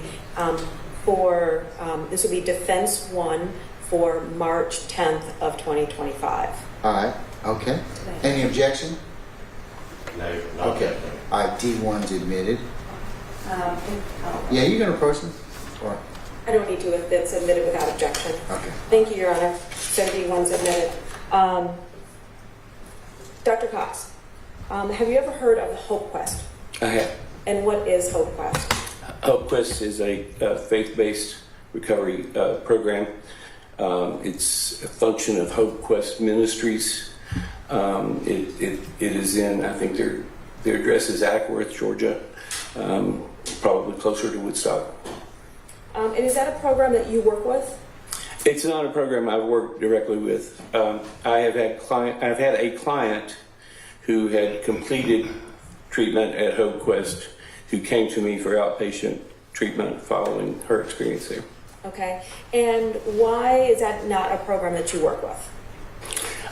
Generally, I don't tend to refer people to faith-based programs, not because I have a prejudice against them, but I think it sometimes presents a dilemma. Okay. And what kind of programs do you work with in your daily practice and with the courts? For state, like, you want me to name some programs? Or just the type of programs? Generally, the programs that are accredited, programs that are usually where they accept insurance where clients can afford to go based on their insurance, and local as well as in other states. Okay. And so let's talk a little bit about accreditation and what type of things help make a program be accredited. What type of therapy or practice does a program have to have in order to be accredited? Programs could be state licensed that are not accredited. They could be straight licensed through the Department of Community Health. But a high quality program is accredited by CARF. which is the Council on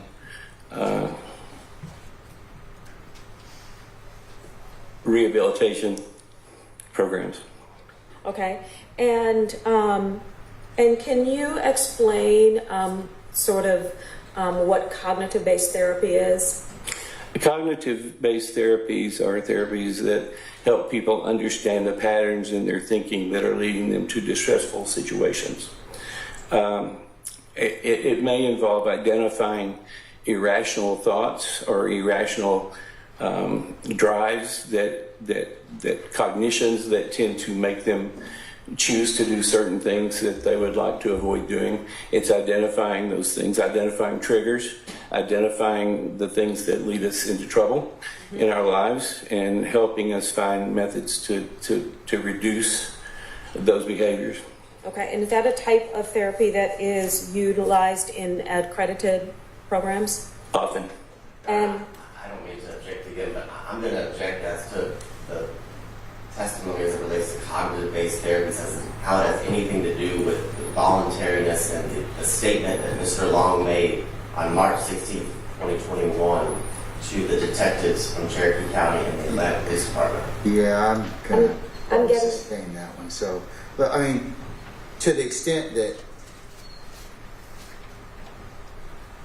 I mean, you're getting into what cognitive-based therapy is. I don't think that has anything. That's not relevant to what he may have done. So that's the only question I was going to ask in regards to that, Your Honor. It's just the foundation for what he is going to explain when it comes. And it's a very short, I have a few questions to get into. To the lawyers, it's relative. I understand. So how many are we talking about? We talking about actually 2 or 3? Are we talking about 13 to 15? 3. Okay, all right, we'll see. We'll see. I may let Mr. Abadi object again. Okay, so. I understand. All right. And I'm happy to explain. Okay, all right. Go ahead, madam. Dr. Cox, additionally, can you also explain what evidence-based means? Evidence-based means utilizing therapy approaches that are generally accepted in the field, that have been shown to have efficacy. And also, evidence-based involves tracking your own progress and your success in treating people utilizing these therapies. Okay. And at the time of Mr. Long's arrest, was Hope Quest an accredited addiction treatment program? I believe that it wasn't. Are you familiar with the founder of the Hope Quest program? I am. Okay. And who was that? Roy Blankenship. And how do you know him? I've never met him. He was pointed out to me at a conference once. But I have had, as I said, I've had clients who were at, a client who was at Hope Quest. And I became kind of interested in him when one of my clients decided to, under pressure from his wife, to start seeing Mr. Blankenship. Okay. Did you watch the video statement of Robert Long that was given on March 17th of 2021? I did. And directing you to a few minutes into the video where Detective Howe was talking to Mr. Long about testimonies that other people were doing in the group. Do you remember watching that section? I do. And are you familiar with the concept of testimony or giving testimony in these types of programs? Yes, generally and specifically at Hope Quest, according to their written information that was published about that time. Okay. Can you explain that? That it was an archive footage, an archive of a web shot of program description on their website. Can you explain what the program description was in regards to giving testimonies? Yes. Okay. So part of a major part of their program is small group work, where people are assigned to small groups, and that's kind of based on prayer, scripture, and giving a testimony. And the testimony is like there's an expectation of accountability through the testimony, and now not according to what I read from them, but generally speaking, peer pressure to ensure that people are being honest and truthful and thorough, and not leaving things out or being too defensive in their testimonies. Those kinds of things are often present in such groups. And so is that giving the testimony considered an important part of the program? Yes. And what are the results that are expected as a result of this giving of their testimony or the confessing that they're doing? In a faith-based program, it serves to be a confession of sin, as well as a step toward becoming whole, toward treatment. And how would refusal to give testimony be viewed in a program like that? After some encouragement, I think a person would be removed from most of these programs if they were refusing to come clean, be honest, and be a functioning, honest member of the group. So would it be fair that they would be seen as non-compliant or Yes. not doing what they were supposed to be doing if they didn't? And terminated from treatment. And what if someone appeared to be hesitant to give the information? What would the response be? Probably invoking the kinds of relief that one gets when they confess, when they're open, when they're honest and authentic. And if someone has sort of multiple exposures to this type of sort of, ask and a response, what kind of effect does that have on someone? That's speculation. I'm staying the question as to form. You can rephrase it. Thank you, Your Honor. So in your experience of having both counseled people and treated people in counseling, as well as working with recovery programs and working with people in recovery and addiction, what if someone has multiple exposures to this kind of a pattern of the request and the expected response, what effect does that have on them? They tend to be more comfortable with being authentic in that environment, being complete, being honest. The word testimony is used here, but in the setting, in a treatment setting, I think those testimonies basically become confession. And so a person who's never been in treatment, who's never been exposed to that, would they have the same response to being asked about giving a testimony? I think it would be more difficult to come to that conclusion. That's what I'm expected to do. One moment, Your Honor. Yes, ma'am.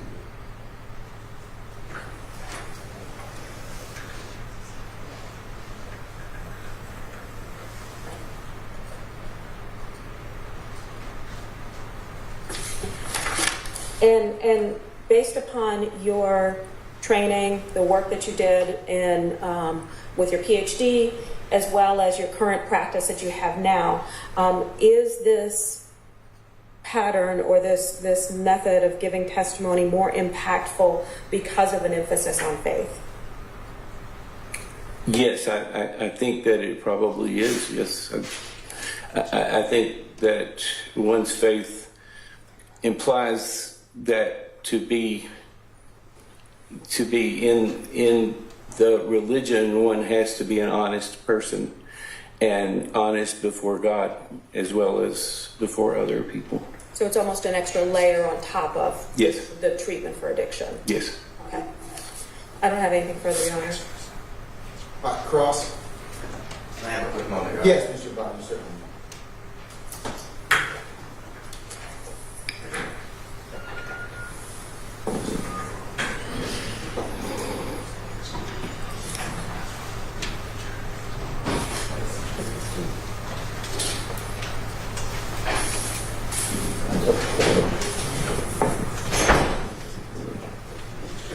And I don't have to cross. I mean, I will address Dr. Cox's testimony at the time when we finish this hearing. But I would argue to the court that under 24.6, 610, and 24.8, 824, that his testimony should be excluded from this hearing as it's irrelevant to the voluntariness of the statement made by Mr. Long. Okay. All right. You have anything further, Ms. Scott? For Dr. Cox? Yeah, for Dr. Cox. No, Your Honor. All right. May Dr. Cox be permanently and temporarily excused the witness? Yes, Your Honor. Permanent? Yes, Your Honor. For the purpose of the motion? Yes, Your Honor. Okay, all right. Dr. Cox, I appreciate your patience with us. I'm going to permanently excuse you for purpose of this motion. Don't discuss your testimony with anybody except the attorneys in this case, okay? Yes. All right, thank you, sir. Appreciate you. Thank you.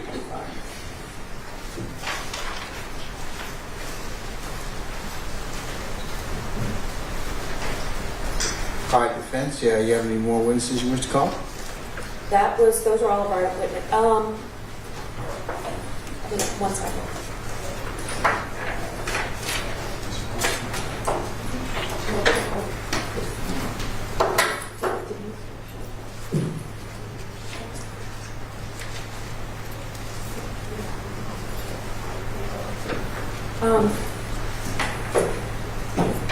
I have just a brief argument because they had requested to recall DeMeester. I do not believe Detective DeMeester, and I don't actually think he showed up. Did you subpoena him? We did. But we're checking right now and checking with the person who subpoenaed him. And I'm happy to make my argument as to the follow-up questions that we need to Okay, well, ask. let's deal with the first thing. Did you subpoena him and file the subpoena 8 hours prior to today's hearing? It was done well before. I'll pause in place, let you find, because what I'm trying to ask you is you want him attached, but in order to have him attached, he's got to be served. He's got to be served, and then that return has to be filed. So that gives me the authority to then send my friends on a field trip. I do know that. Or you can at least maybe the representatives from the state would be happy to call him, so that won't happen. But you can let me know. I will check about the filing, Your Honor. I know he was served through the portal. All right, let me just I'll just recess in place and you can let me know. Okay, I'm not going Just to speed that issue just to speed that issue up a little bit faster. Looking at Odyssey after the court announced today's hearing, there does not appear to be any affidavit filed in Odyssey since that one time. Okay, all right. All right. Well, I'll just stay in place so you all can let me know, okay? So we'll check back in about 5 minutes.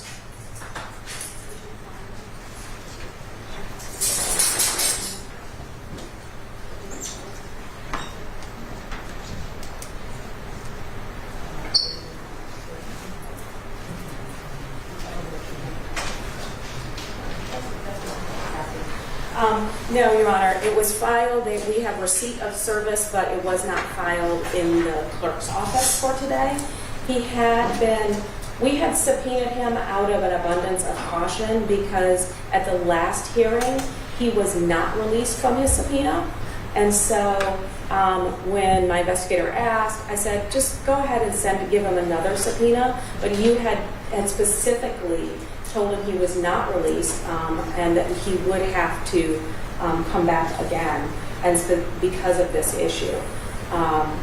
And so our position is that he was already here and under direction from this court that he was not released.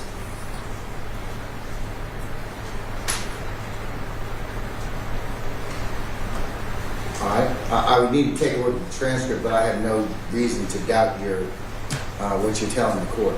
So, because then it would help not having to subpoena him again. So, can the state make an inquiry about where Detective DeMeester is, please?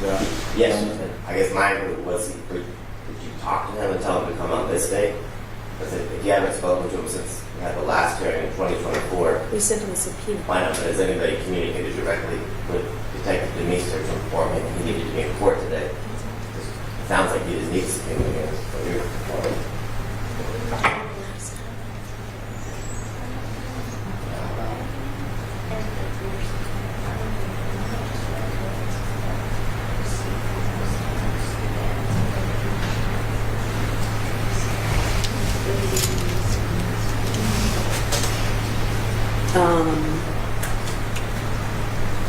Do you want me to respond to that on the record?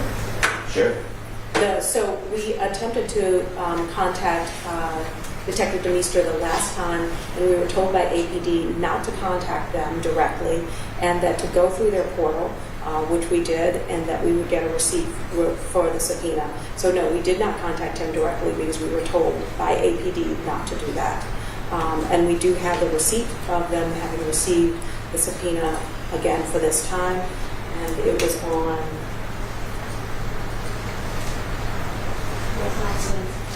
last Wednesday that they had the receipt of the subpoena. Okay. But if I had an in-court conversation, that would have been discussed. So, but did you all? I mean, anybody from the state or from the defense contact me and say, hey, look, as I know the regular subpoena process uses the portal. This is a little different. So,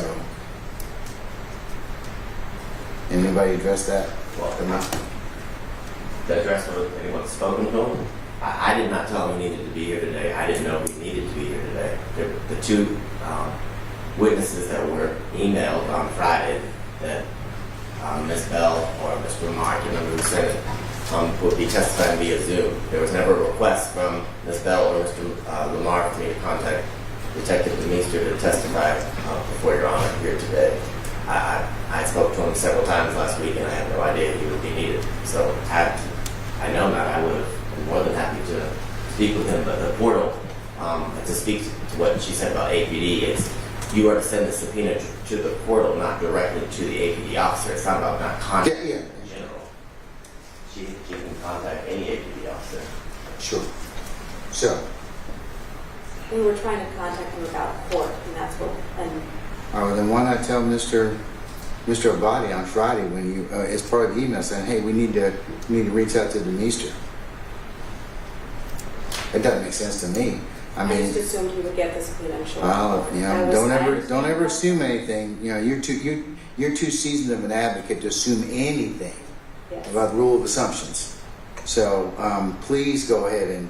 I mean, I'm trying to help give you relief in this particular circumstance. So, what do you want to do? I mean, at this point, all I can say to the court is that the court gave direction on the last time, and you know, he was brought here by both defense and state. Still got to clarify and communicate. And still, I mean, I would think that you would have at least reached out to Mr. Abadi and told him, hey, or even loop me in saying, hey, Judge, do we need to do X? You all contact me for everything else. So it's kind of like, you know, why not, don't leave anything for a gap. So tell me what y'all want to do. Well, I would like to. You want to see if you can reach out to him at this point in time and find out what his availability is? I can tell you, I just got a text message back. Okay, all right. Let me just recess about 10 minutes. You all let me know what you want to do. Okay? I don't have his phone. I'll let. I think Mr. Abadi is going to help you out. Okay. All right.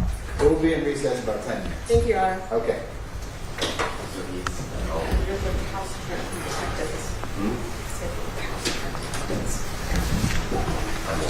Not you.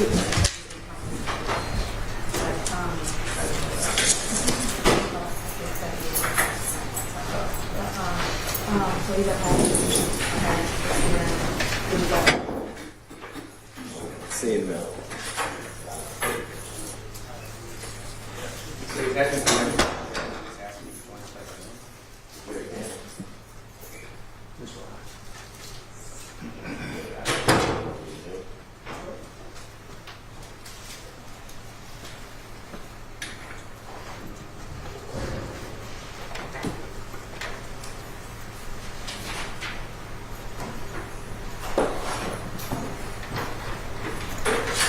Ms. Parker? Yes. Before you run away, do you have a I don't yet. I've been here so short of a period of time that they haven't even ordered it. Oh, I don't doubt. It's Danielle. Danielle, okay. I like to write down California's first name just as a author. Yeah. Like, I won't be able to find her. You will not, Danielle Parker. One or two? Two. Okay. It's often two. Every once in a while, you'll see one. Every now and then you'll see one. Mr. Lamar, in case you need to contact any court reporter, my first name is Daniel. Okay, thanks.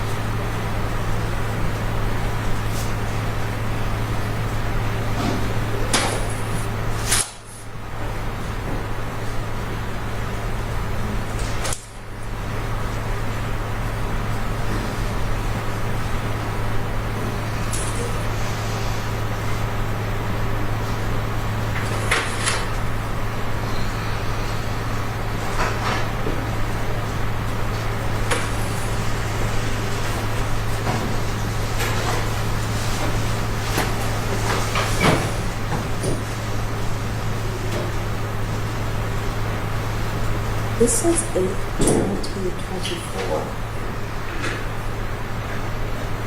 Were we here on August 20th, 25? Yeah, we were. I don't think it was September. I think it was August 20th. I was thinking it was August 20th. So that was my memory. Some other case, yeah. It was August 20th, 2024. We have to correct that record. Yeah, okay.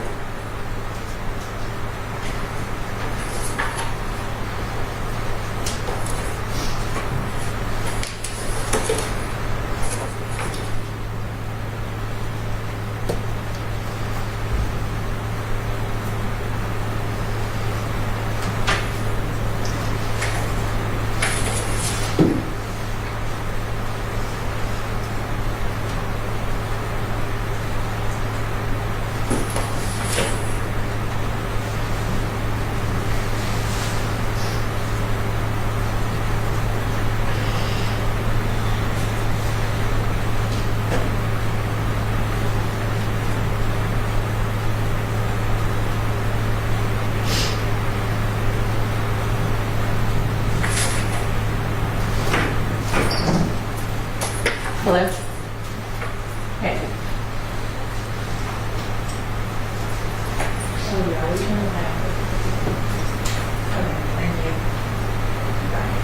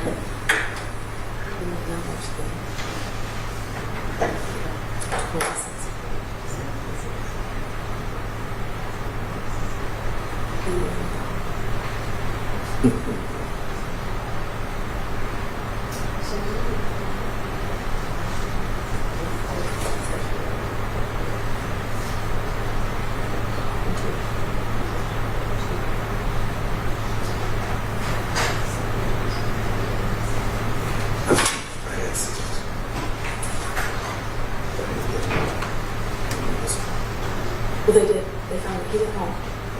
They were returning. Thank you. There he goes.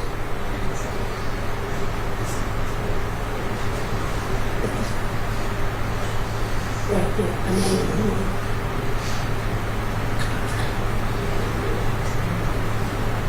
right.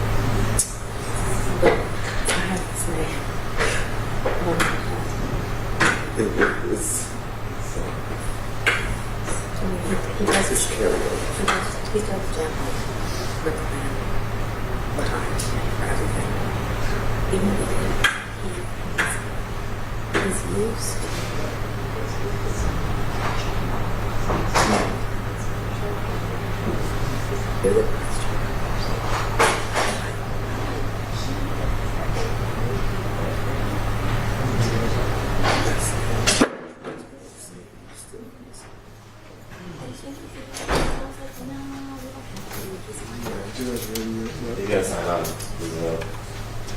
He had to receive the subpoena. So. I don't know what to do about that. Yeah, I don't know. His email is the same. Well, the APD subpoena service is the subpoena service. Why don't you can email him and let him know like the time and the place, and the questions he would have answered those. Really? I'll call him. They wouldn't.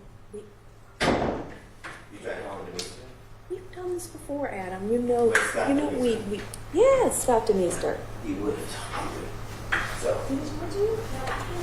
I'm talking about when it's like personal service, and then they corrected me. Only do it to me that. Just as it relates to the subpoena, talking about the case, I would make sure that it's okay. If I run into a problem, I will let you know. I'm the second report, Yeah. attachment officer. I didn't ask him. I assume that the system is what the system is.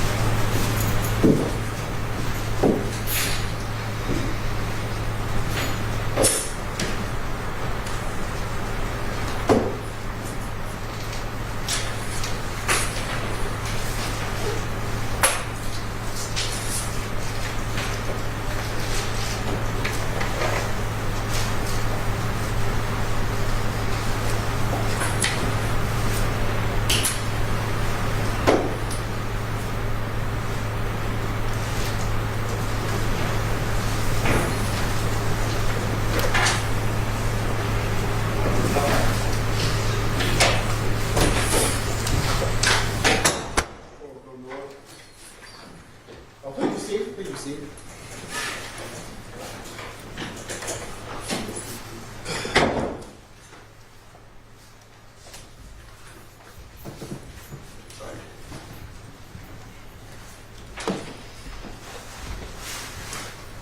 All right.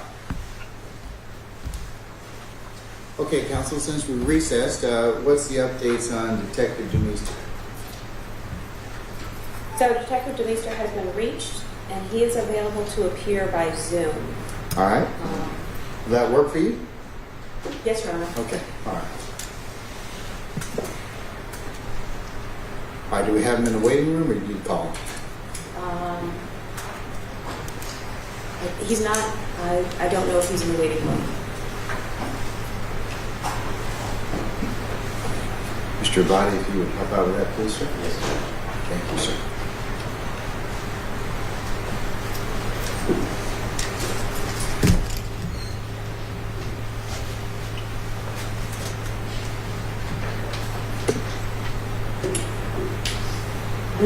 Just before we get to Detective Demeester, Your Honor, I just need to correct one thing for the record.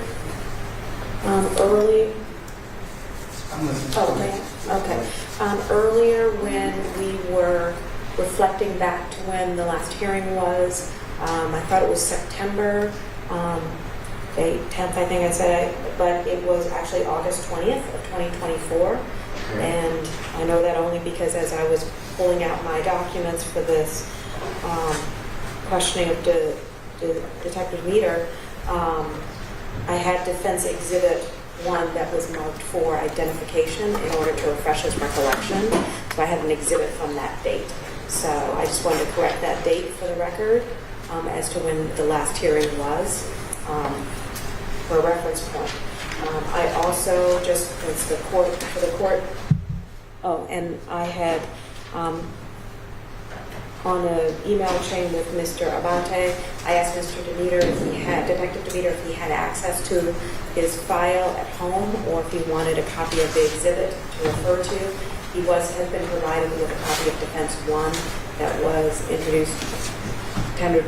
wasn't tendered it for evidence, it was just marked as an exhibit to refresh his recollection last time we were in court.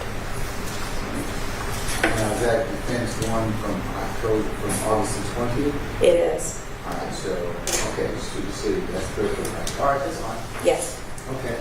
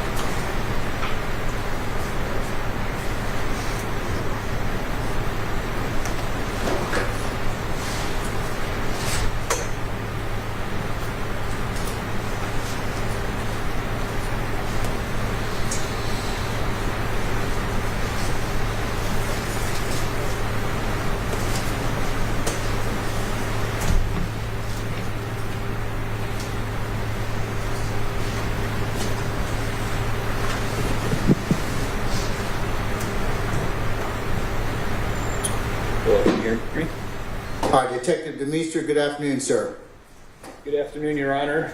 All right, sir, if you could just do me a favor and talk as loudly as you possibly can so we can pick you up for purpose of the record. All right, Yes, sir. Your Honor. If I could get you to raise your right hand to begin with. Do you solemnly swear or affirm the evidence you'll give in a matter now and hearing shall be the truth, the whole truth, and nothing but the truth, so help you God so from? Yes, I swear. Okay, all right, you put your hand down. If you would state and spell your first and last name for the record and where you're assigned, sir. My first name is Scott, S-C-O-T-T. Last name Demeester, D-E-M-E-E-S-T-E-R,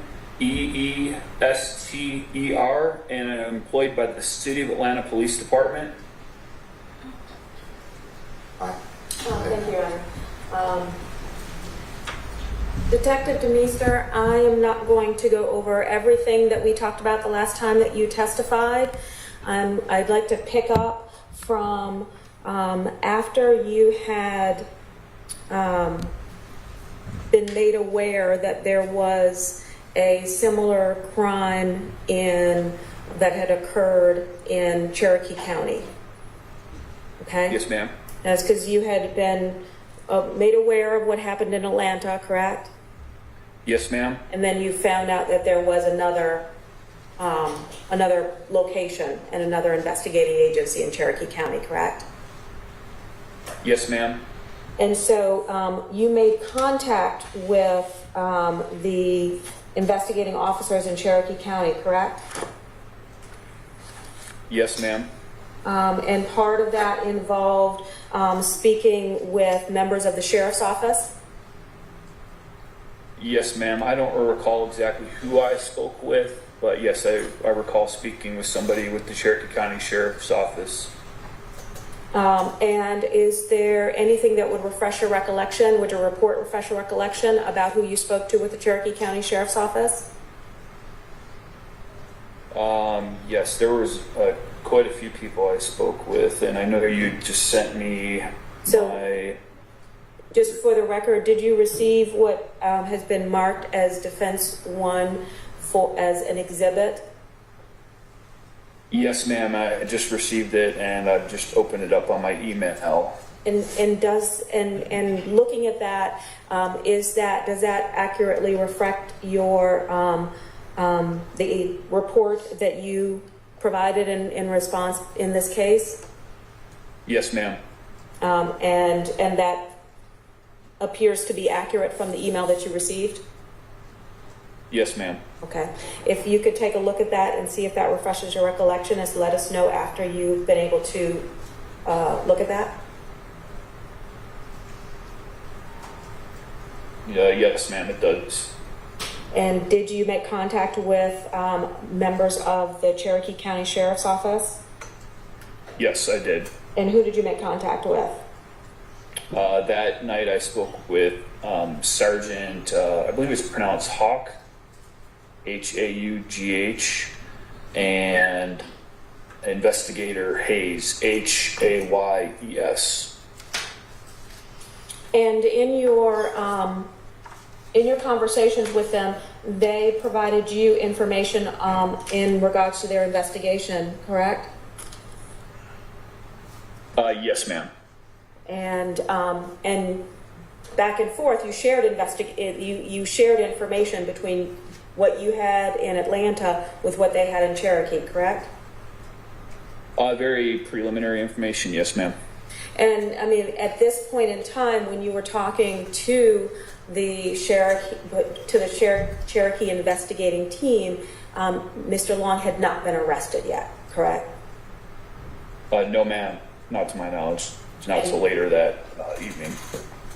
And so you were searching for him as well as the Cherokee or Atlanta, you being part of the Atlanta investigating force, were searching for him as well as Cherokee County, correct? Yes, ma'am. And as part of this investigation, you ran your license plate reader to see if you could find where he was located based upon the license plate, correct? I'm going to object this as relevant relates to the statement made by the defendant, Mr. Long. Yeah, I'll sustain the objection. So, and this is, I think, the point of I where think we covered that last time he was here last time, so I have some recollection and knowledge of that. So, can you get to the point of?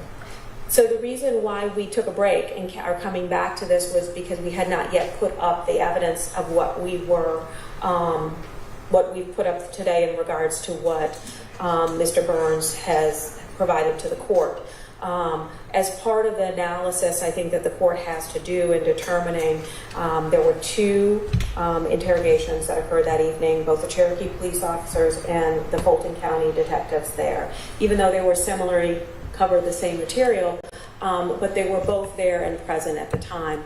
And so for the court to make a determination that there is, in fact, a collective knowledge of information here between two separate county agencies that were investigating it. They were not separately investigating it. They were investigating it together. They had a joint purpose, and that was obviously at that point the location and the apprehension of Mr. Long. And so as in the analysis of what we believe is relevant to the court's determination, the issue of collective knowledge, also known as, as the officer rule, in terms of sharing information with officers, that You're asking me to determine whether or not what they know, the other folks know. that they were in fact sharing information. Well, it depends on what I hear, so. Correct. That's So the. I overrule the objection, but let's move on. Because I did hear, you're replowing ground that you did last time, so. Oh. So, because I've heard that testimony now from Dr. Cox, that you covered some of this stuff with Detective Deemer last time. I was trying to pick up where I left off. I'm sorry, Your Honor. That's okay. I was trying to not to replow that. So the information that you received from your investigation, Detective Deemer, you shared that information with the Cherokee County investigators. Is that correct? At that evening, as it pertains to the license plate read of the vehicle, I don't recall if it was that night or later on, but at some point, yes, I believe I did share that information. And at some point, the information that you had and that you received from Cherokee ultimately resulted in the arrest of Mr. Long. Isn't that correct? Yes, ma'am. And in fact, it was essentially a coordinated effort of all the law enforcement involved in this case to arrest him. Isn't that correct? Yes, as my understanding, there were several agencies involved. Yes, ma'am. And in your own words, you referred to it as a coordinated effort, correct? Yes, that's a fair analysis. Yes, ma'am. And when you arrived in you went to Courtroom County at some point, correct? Yeah, yes, I did. And that was after Mr. Long had been arrested? Yes, it was. It was for the purpose of questioning Mr. Long? Yes. And when you arrived, you made contact with the Courtroom County Sheriff who was present at the station? Yes, I believe he was the sheriff, yes. And you also made contact with Detective Hawk, who was present? Yeah. Yes, I believe he was a sergeant, and there was another individual there from Cherokee County, and I don't recall his name, though. Yes, he was sergeant.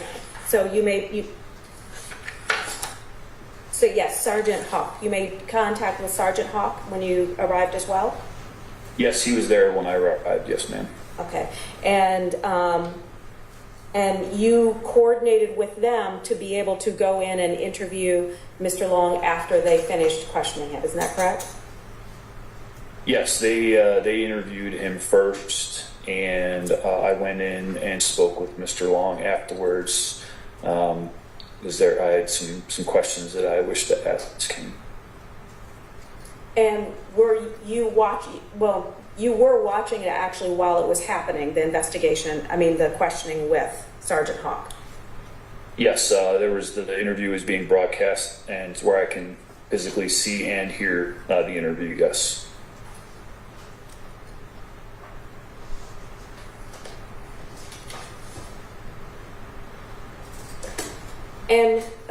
And which officer notified you when Mr. Long was taken into custody in Courtroom County?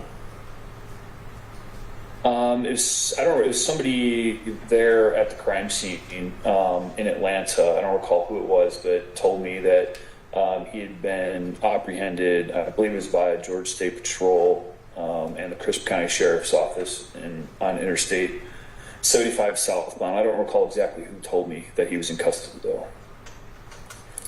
One moment, Your Honor. Yes, ma'am.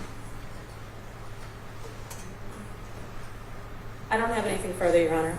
All right. Cross. I have no questions. Okay, all right. Anything further, Ms. Bell? No, Your Honor, he may be permanently excused. All right, may we permanently temporarily excuse Detective Deemer for purpose of the motion? Yes, Your Honor. All right.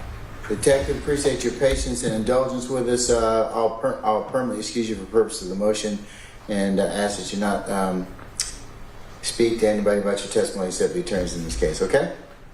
Yes, Your Honor. All right, sir. Thank you very much. Appreciate you. Yes, sir. You take care. All right, Ms. Bell or Mr. Lamar, anything else? No further witnesses, Your Honor. All right, do you rest for the purpose of the motions? Yes, Your Honor. All right, State, do you have anything you wish to present at this point in time in terms of motions? Not as it relates to this motion, Your Honor. Okay, all right. Argument.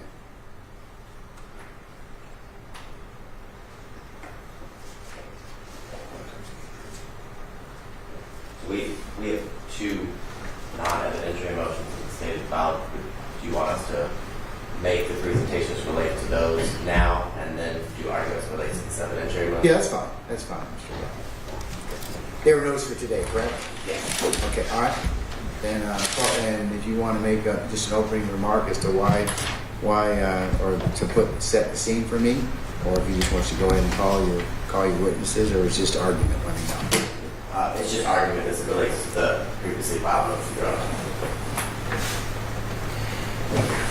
Your Honor, if I may be heard on these two remaining motions. Yes, Mr. Carlson. Your Honor, we're going to defer to our briefing and provide the court with some additional case law that I believe Mr. Abate has served on opposing counsel, but I'll make sure I get it into the record as well.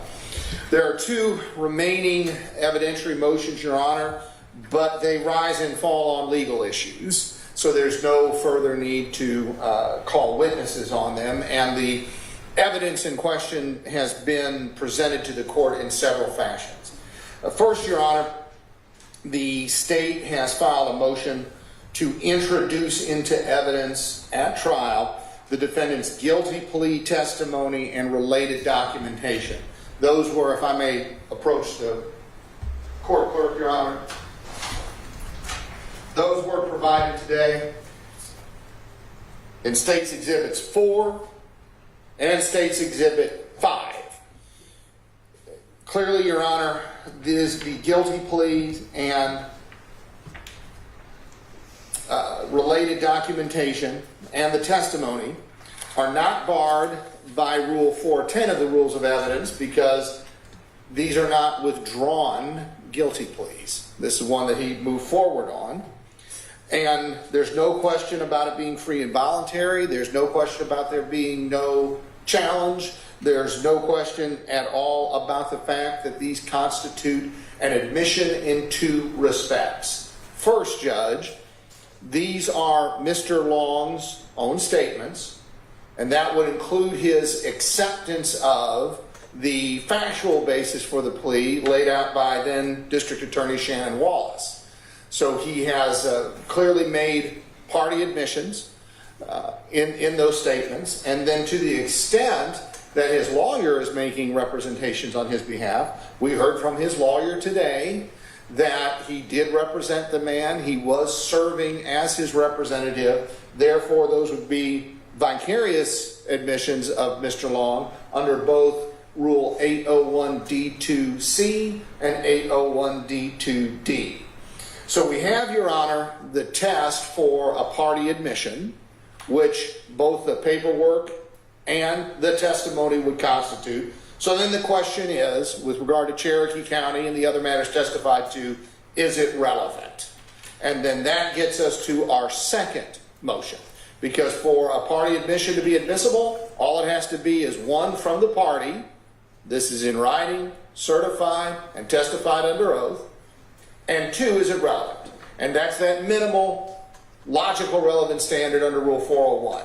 So now we get to the admissibility of both matters associated with the Cherokee County murders and also the flight and intended murders in Florida that were interrupted, of course, by law enforcement apprehending Mr. Long. That all constitutes intrinsic evidence, Your Honor. Clearly, the standards for intrinsic evidence include matters that arose out of the same transaction. This clearly did. This was literally a homicidal crime spree of the defendant. It's necessary to complete the story of the crime. The defendant's own testimony interconnects and interlocks the various incidents in this case, and that includes his background of his purported sexual addictions and his efforts for it and how that drove, according to the defendant, and compelled the murders in this case.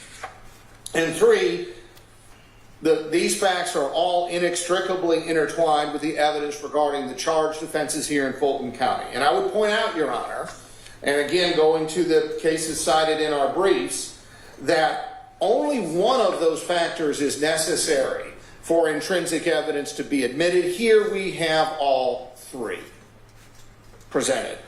Clearly, it's not unfairly prejudicial, although the 403 analysis is really not appropriate pretrial, because the defendant himself explains that all of these matters satisfy the standard for intrinsic evidence. Now, in our brief, Judge, we have several cases from not only Georgia, but from around the country.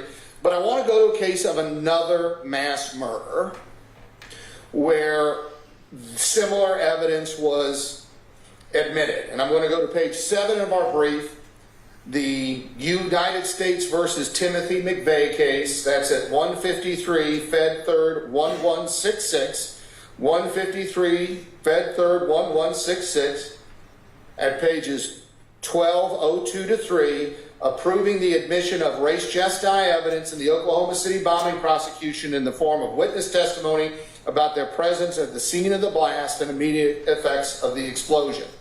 We see from these standards are used again and again and again in death penalty cases, as our briefing lays out, in various criminal contexts, as our briefing lays out, and as well, Your Honor, as our briefing shows in hate crimes prosecutions.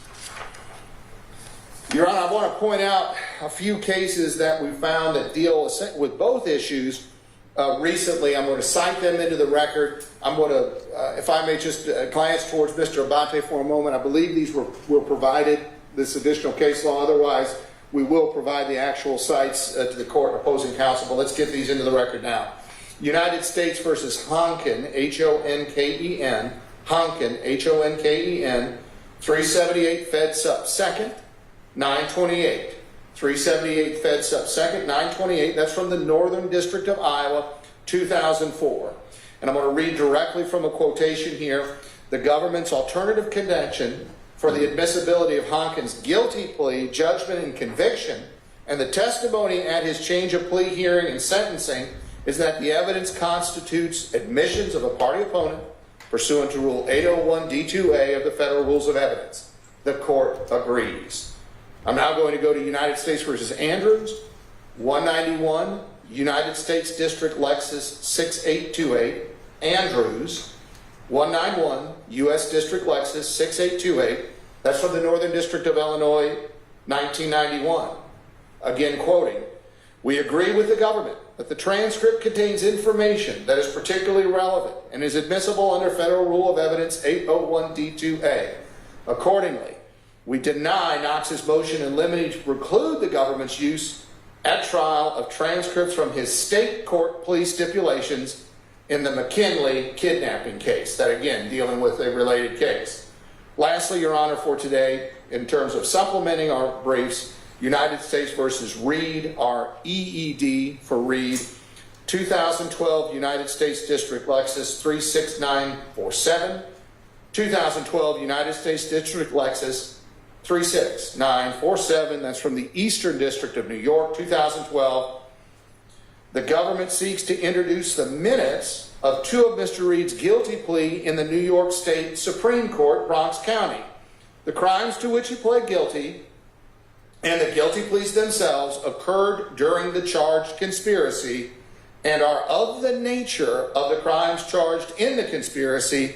They are admissible as direct evidence of the conspiracy itself. So, Your Honor, we move this court to allow the intrinsic evidence of the surrounding offenses, related crimes from Cherokee County, Florida, and the connected testimony concerning sexual addiction as intrinsic evidence in terms of the waiver of rights and other plea forms and transcript from Cherokee County. Those are admissible as part of the intrinsic evidence and also as direct party and vicarious admissions of the defendant. Thank you. All right. Mr. Lamar? This Or Ms. Bell? One of you, both? Judge, before I respond, I'd like to actually I didn't get an email with a case law that he's talking about. I'd like an opportunity to look at those cases. Your Honor, I point out for the record, we filed our detailed supplemental brief with the majority of the case law we're relying on August 17, 2023 on both issues. So I have that. The case law that Mr. Carlson was just saying that he believed that Adam sent us, I don't have. That's been accepted by the policies. Okay, so I don't have that. The case law that case law that Mr. Carlson was referencing. I also don't have notice of. I don't believe in what we received that we have any notice of anything from Florida. If that was referenced, that there was something from Florida the state is seeking to admit, we don't have anything in regards to that. And I'd like to see that if that is also being addressed here. May I respond to that now, Your Honor? Yes, The defendant's confession describes that he is driving to Pornhub in order to kill people there, in order to satisfy his desires that led to the homicides in Cherokee and Fulton counties. That is how Florida becomes involved from the defendant's confession. And of course, I believe, I can double check, that makes its way into his plea colloquy as well. So I was just trying to identify and so part of this, Your Honor, is, part of my problem is, one, I'd like to see their case law before I respond and fully in regard legally, but also I just want to clarify, because I think this is really important in terms of my response, is whether or not the state is seeking to introduce in total the transcripts that were provided to the court in states 5. And then with that answer to that question, I would just ask if the court would give me some time to review these documents, this additional case law that that we were not able to receive beforehand. Mr. Carlson? Your Honor, quite frankly, that case law is available, as is the defendant's guilty plea. We don't have, after this motion has been there since 2023, we don't have any exception, any objection to any portion of it. Quite frankly, when it comes to party admissions of this nature and intrinsic evidence, the state does not have to provide a notice and move ahead of time. We are doing this to make sure that this case is done in a complete spirit of openness and good faith. The court today and the state will be prepared to go forward on the case law that is contained in our briefing. If for some reason opposing counsel wants to take a look at the additional case law, that shouldn't take very long. The pertinent sections were presented, and those are district court opinions as opposed to the higher level appellate and Georgia court decisions that are contained therein. At this point, we're moving to admit the documentation as presented on the basis that it constitutes a party admission.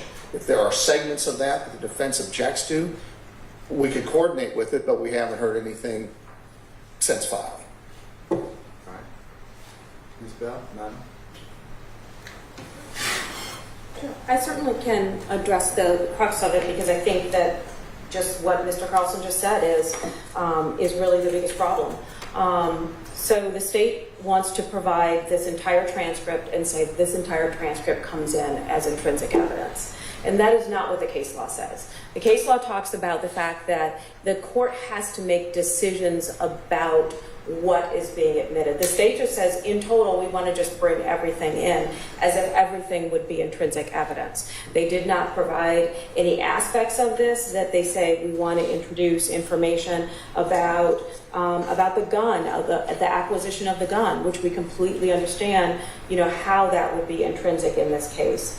In Roberts versus Estate, which is 315 Georgia 229, it's a 2022 case. The Georgia Supreme Court looks at the Superior Court's determination that when you get to the final balancing, which is also in the state's brief, but they didn't address that, which is the final balancing about under 403 in terms of the prejudicial nature of the information that is being introduced, that that it is often important to look at pieces of the prior crime or the prior plea that is being introduced and admit a limited amount of information to satisfy the state's desire to be able to put the information in, but also to ensure that there is not going to be an overwhelming amount of prejudicial information, thus impacting the constitutional rights of the defense.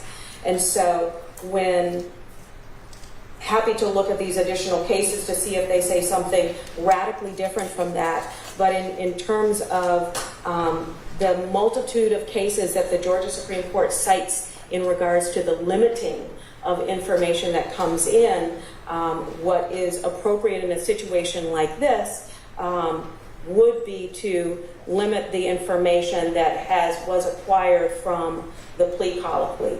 So the plea colloquy goes through a number of things, as the court will be able to read, that addressing various aspects of evidence that was never litigated. To put it in context of timeline, the plea happened, the crime happened in March, and the plea occurred in July. So we're talking about a matter of months. There were no motions filed. If there was any motion, it was for a motion for discovery. There was no litigation of anything in that case, in the Cherokee case. Yeah. So there was no litigation of anything in this case. And you know, Mr. Carlson made a big point of talking about all of the things that were not that were waived and that were given up. Everything was given up in this case in order to secure the plea deal. And as this court knows, that if at any point in time had somebody said, oh yes, we have this major issue in this case and I'm aware of that and I don't want to give that issue up, the plea does not go through. And so, the choices are made when these pleas are done, but it does not affect this case and whether or not this court can allow in inadmissible evidence to the jury, and in thus violating some of the jurisprudence for capital cases. When we argued the motion for heightened standards of reliability, I cited to the court a number of cases where they talk specifically about analysis like this. When you're determining what evidence has to be let in, does the court make the choice to let in evidence that is either unreliable or inadmissible to the jury in a determination for life or death, unlike the statements that were made during a plea presentation, where the goal is determining whether somebody wants to knowingly take a plea in that instance. As much as the state's argument has relied upon the fact that nothing was said at that time about wanting to challenge any of these issues, nothing was also said at that time about would you do this if it was impacting the death penalty case that you have in Fulton County. But your client in that Cherokee forum did decide to take a plea, and he had the advice of counsel. Correct. All the things that you're mentioning, which are spot on, are considerations in whether or not you take a plea. They can be waived or they cannot be pursued, just like in the transcript in Stage 5. So while I understand that point and I acknowledge it, and strategically thinking, that's something that counsel, we don't have the benefit of that, but that's certainly something that counsel, I'm sure, probably talked with him about. Hey, look, take a plea here. Here's the collateral consequence. So, without anything more, that's kind of where we are at this point in time. So I totally agree with you. But the thing is that what we're saying here is not a collateral consequence of taking a plea in another county. The fact that the conviction could come in, certainly. But the fact that inadmissible evidence could come in, not certainly. The idea that we would... What are you saying is inadmissible that I'm missing? Well, what I'm saying is that there may be evidence. There is evidence that was talked about and arguments that were put forth by the state in regards to their factual assertion that will relate to evidence that could be inadmissible in this case. Well, won't you object timely as to whether or not that would, if we do get into those particular issues, that then they go to a weight versus sufficiency argument? So I don't know that it would go to weight. My position is that it would be evident, it would be parts of the colloquy that would be that this court would redact before submitting it. Yes, ma'am. And I don't disagree with you at all. Okay, so that's part of why I asked at the beginning whether or not they were just wanted every single word in total to be submitted to the jury, which I don't think is appropriate. I think the court has to make a determination about what is properly provided to the jury. Well, that would be a further motion or further analysis that I would go through at the appropriate time. But generally, the plea, the transcript would be admissible subject to those particular hearings on that. But Mr. Carlson is arguing that, and there may be some room to that we may have to look at, but he's arguing that these are all inextricably interwoven and interconnected because of the purported transaction that the state's going to show. Now, whether or not a jury believes that, totally different situation. Correct. But because you may present a factual, historical basis that is not, if you choose to do so, because you're not required to prove anything, but you may offer another one that, so at this point, I think that I'll listen to the rest of your argument, but as I think that Mr. Carlson and the state is proffering, they're asking me that, it's a party admission. It certainly potentially might fall under 801D 2C and D, and it may be inextricably interwoven, but it's subject to additional analysis before the state uses it at trial. And that, because there may be, but you haven't pointed out specifically what that is at this point. correct. So when you do, I'll take that up. Okay, and that's really our point. I don't disagree that there are multiple things that were involved in this case that occurred in Cherokee County. The weapon was bought, the alcohol, and that occurred first, and then became Fulton County, and then there was the statements that he made afterwards.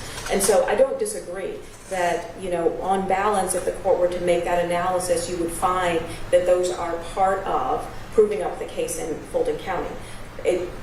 Exactly what Your Honor was saying is our point here, which is that there are aspects to this that we do not believe would be admissible in total. And I think that you're going to need to identify those for me to rule upon And that's, at the appropriate time. Yes. So I don't have any heartburn with that. okay, that's where we are in regards to that. All right. Any further argument now? Are we talking on the statement as well? Are we doing? I'm a little confused. No, you can look. Yes, Your Honor, if I may, yes, those are the two motions we filed pertaining to intrinsic evidence, the testimony, and plea paperwork. And I would point the court to page 79 of the plea transcript from Cherokee County, where Mr. Burns, on Mr. Long's behalf, does identify and acknowledge the pending death penalty case in Fulton County. So these statements were made with full knowledge that this prosecution was out there. So I just wanted to make sure the record was clear about that. That's page 79. All right. Okay. Anything further in regards to the statement, Matt? You can continue if you like. So I mean, and just to that point, Your Honor, I think none of us would want the kind of policy that would arise from this idea that when you follow all of the Boykin rights and procedures of, taking a plea when someone has a plea in another county, that the presumption is that there's a complete waiver that affects the prosecution in another place. I think the case law is very clear about convictions. That's why lawyers sometimes coordinate the entry of pleas in multiple jurisdictions for that reason, because of potential second and third order effects. So while I agree with you, also, criminal accused sometimes understandingly know that, hey, I may have to go to 1, 2, 3, or 4 other jurisdictions. I know there might be a collateral consequence. I'm going to take this plea today because it gets me out of here. Right. So, but it wasn't like he's doing this himself. Correct. Pro se. He had counsel. So, like I mentioned earlier, I don't know what those conversations were. I don't know what was told to him, but Mr. Carlson's assertion on page 79 confirms the court's suspicion that there was a conversation about that. Well, that they were aware, Your Honor, but I also would say that Mr. Carlson has not identified any specific collateral consequence that was not noted to, that's not in this transcript that he is invoking, because under the state of the law, a conviction can come in and underlying facts can come in. But those are subject, as Your Honor pointed out, to a determination at the time it's going to go to the jury as to what would be ultimately admissible. Well, I mean, I believe that what he's also asking me is that the factual predicate to the extent that it represents the totality of what happened from Cherokee to Fulton to potentially Florida is all inextricably interwoven or connected. That's what he's asking me to consider and admit. Now, without anything from you specifically saying, like, hey, this particular conversation is not relevant or is prejudicial or doesn't meet the balancing test or whatever reason that you have, I'll consider that, of course. Right. But and I have to look at it on a case-by-case factual determination. Based upon what I've heard so far, that's why the state is seeking this particular colloquy and conversation. Yeah. So without something more from the defense at this point, it would be admissible, but subject to further admissibility rulings. And so if you file something and I decide, well, I don't think that particular portion of this colloquy or this particular transaction is objectionable at the appropriate time. Yes. I know you'll make that, or you'll file a motion. Yes. Then I will certainly exempt or exact out that particular portion if appropriate. And thank you, Your Honor. That's where we are in regards to that. And so I'm happy to move on to talk about the statements. We've had testimony across 2 days in regards to the videotape statement that Mr. Long. Yes, ma'am. Okay. Mr. Go Long. ahead. Sure. And so in regards to that, so there's 2 issues that I think we have clearly put before the court. Starting with the initial issue in regards to Darren Burns' representation of Mr. Long. While the state bears the burden in regards to proving the free and voluntary nature of the confession that while it was given in custody, this court, part of the analysis, did look at the totality of the circumstances surrounding the statement to determine its voluntariness. And that goes to Mr. Long's Fifth Amendment rights and also his concurrent constitutional rights, Georgia constitutional rights. The issue that we're talking about in regards to Mr. Burns is a Sixth Amendment right as well, which is whether or not the state's interference of Mr. Burns' access to Mr. Long made it such that the statement, any statement given, would not have been considered a knowing and voluntary waiver, and that it would have been impermissible for violating his Sixth Amendment rights. So if you, starting with the when Mr. Burns was actually appointed to the case. The court got that testimony today, because I think you have to start there, even though Mr. Long was not being questioned yet. So Mr. Burns told the court that they had reached out to connect with the indigent defense coordinator to say he believed that Mr. Long should have representation because this case was obviously becoming a big case. Mr. Burns himself was not seeking that representation at the time, but he was called back shortly after that to be given the appointment, probably because of the nature of the case.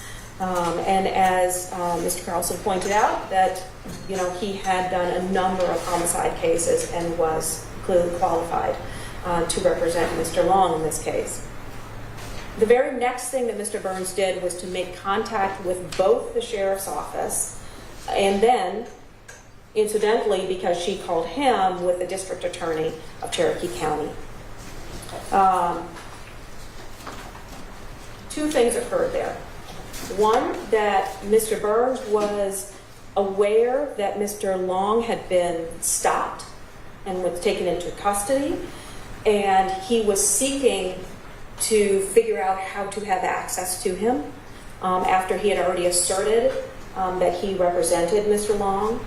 And second is that in the conversation with the district attorney, he was given the impression that Mr. Long was already being questioned, that it was too late. And this is important in regards to how the courts have looked at this issue. So, even though Mr. Burns said that he was talking about Forsyth, we know that it was Crisp County, and he knew that he was hours away from being able to be there for Mr. Long. So he would not have been able to be present to request a meeting with his client prior to any questioning. That was where Mr. Burns's perception was after having made notice to the district attorney and to the police that he represented Mr. Long. That was not true. The information and the impression that he was given was false, because Mr. Long was not questioned until 1 a.m. the next morning. 1:26 is when the questioning began the next morning. There was plenty of time for Mr. Burns to have gone, to have met with Mr. Long, to have introduced himself, to provided any advice, or even just to have been there. But by giving him the impression that it was just too late, they were already talking to him, then there's no point in getting on the road to drive 3 or 4 hours when he wasn't going to be able to be there in time. And so at that point, when the information that is transmitted is not true to the counsel, who has been appointed in this case to represent Mr. Long, then any confession as a result of that should be suppressed. When the authorities have impermissibly denied access, interfered with access, that is a Sixth Amendment violation, and it deprived Mr. Long of access to counsel to provide him information about his options. Mr. Long had been stopped around 7, 8 o'clock at night. That night, Detective Deemer didn't remember exactly when. He was taken out of his car. He was put in handcuffs, taken to Crisp County, and this court saw the video of when he was being questioned. He was taken to Crisp County, all of his clothes were taken off of him, and he was put into what they call a turtle suit. It's a suit that they put on people if they are concerned that they are going to be suicidal. And so he was in his interrogation, he was clearly in custody. He was clearly under arrest at this point, and he was under arrest for these homicides that had occurred.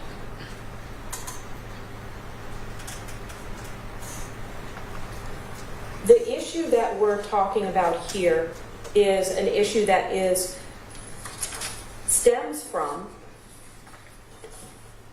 the determination that in Georgia, in the Georgia Constitution, that someone who is charged has the right and privilege of counsel to advise them. That is the Georgia Constitution. The Fifth Amendment Constitution talks about no person shall be compelled to give witness against themselves without due process.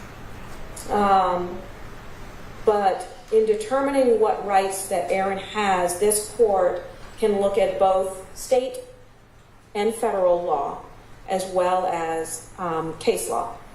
Now, the case where the Supreme Court, the U.S. Supreme Court, looked at this case, at this issue, which the court is probably familiar with, is Burbine. And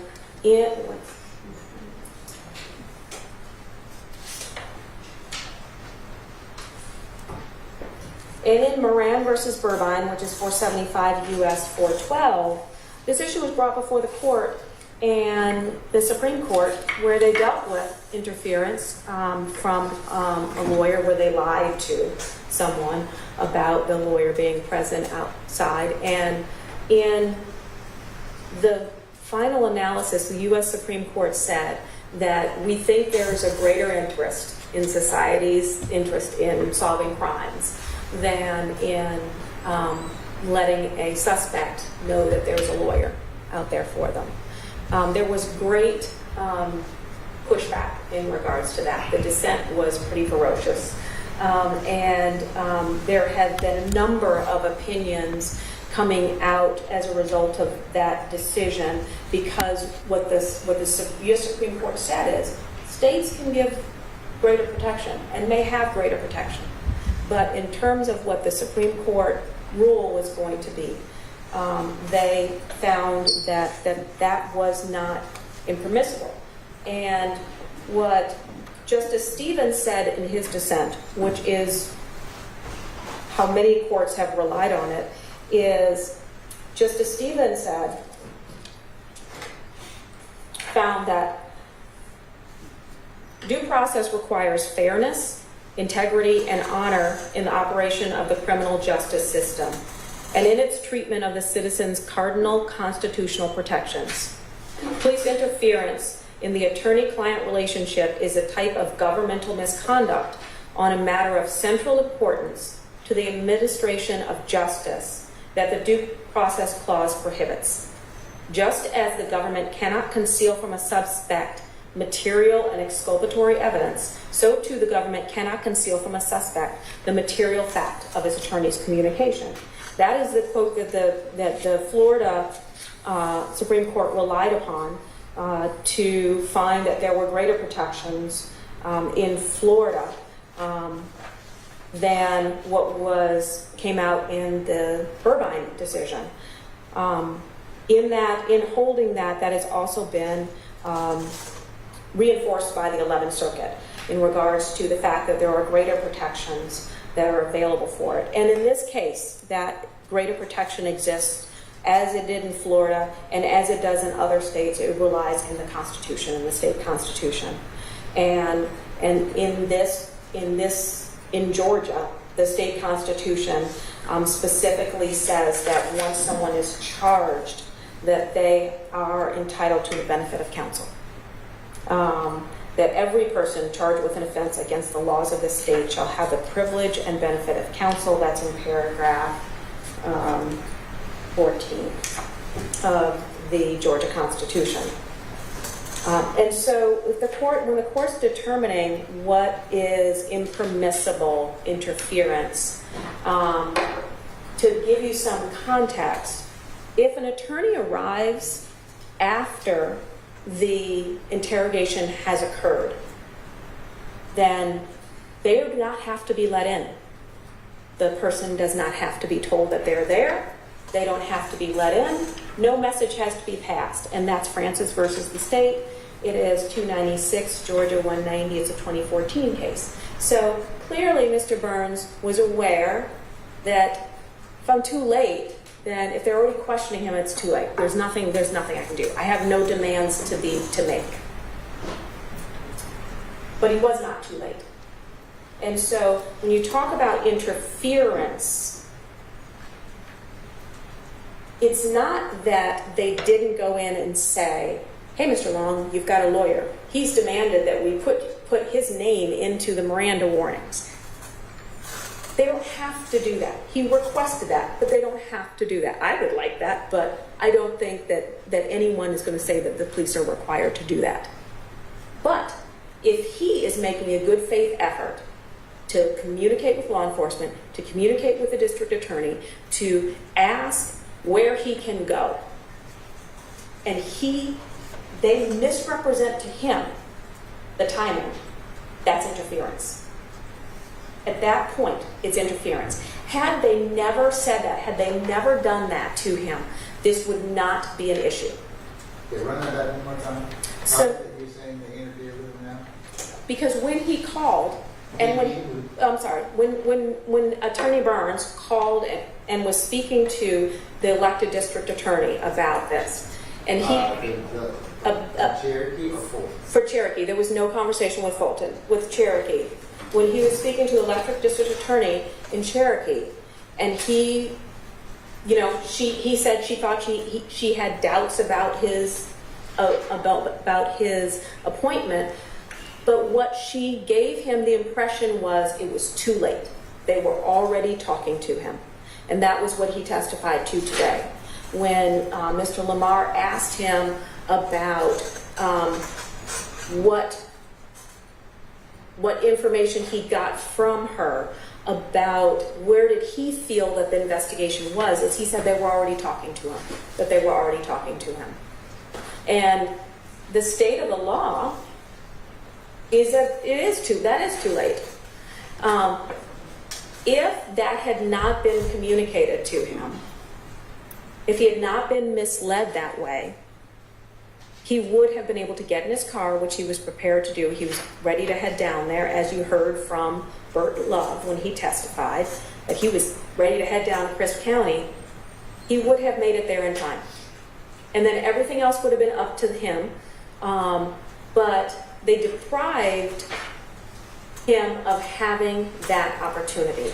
And that's the interference. And that's where we come up with the impermissible contact or impermissible conduct.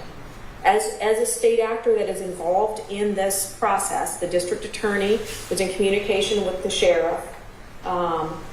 He had texted the sheriff. He said, I want to be there when he gets questioned. The sheriff said, okay.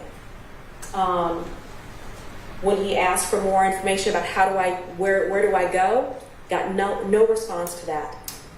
Again, I think there are limits on what we can require the police to do, but the one thing that courts have identified that is a problem is actually actively interfering. Not picking up the phone, the sheriff not responding, it's not active interference. But misrepresenting that he's being questioned now when he's not, that is active interference. And so that's the Sixth Amendment issue to this. You know, we also put on Dr. Cox because there was testimony about giving testimony from Detective Hawk, who said that he specifically used language to trigger this response in Aaron to tell all to him.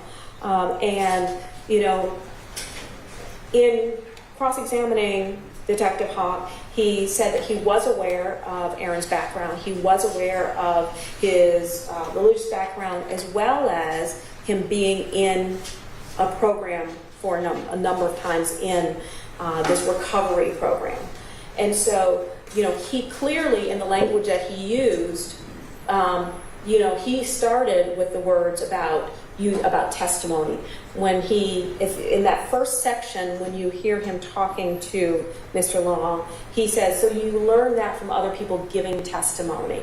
You use that opportunity to get information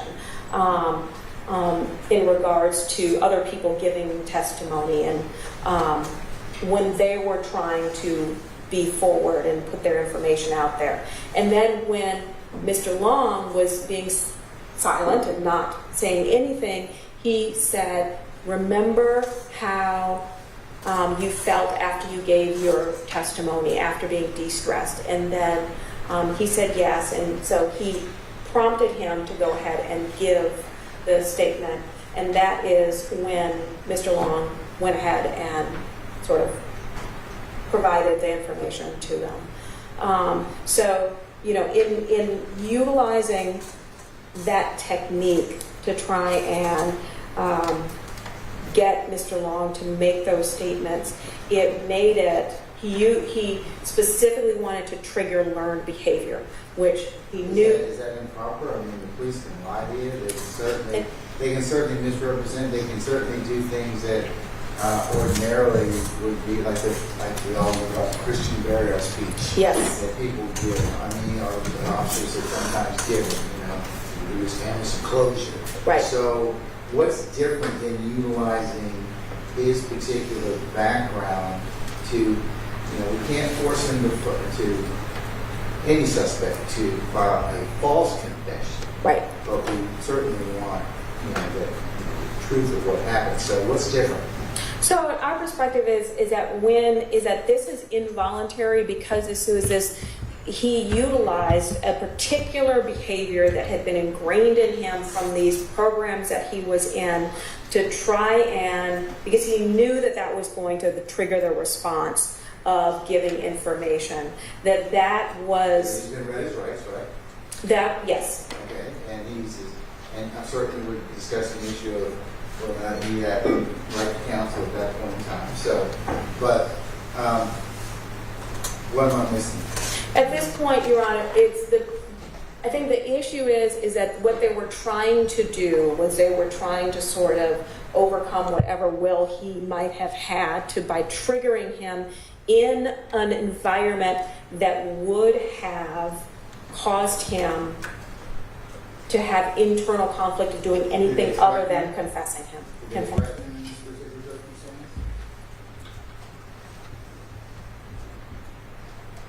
It's not a threat that we would understand.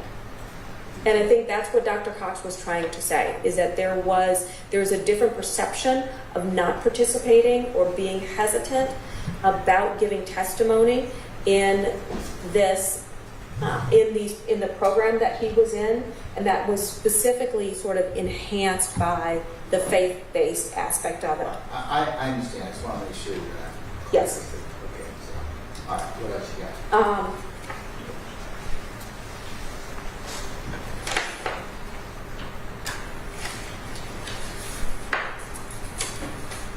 One second. You're good.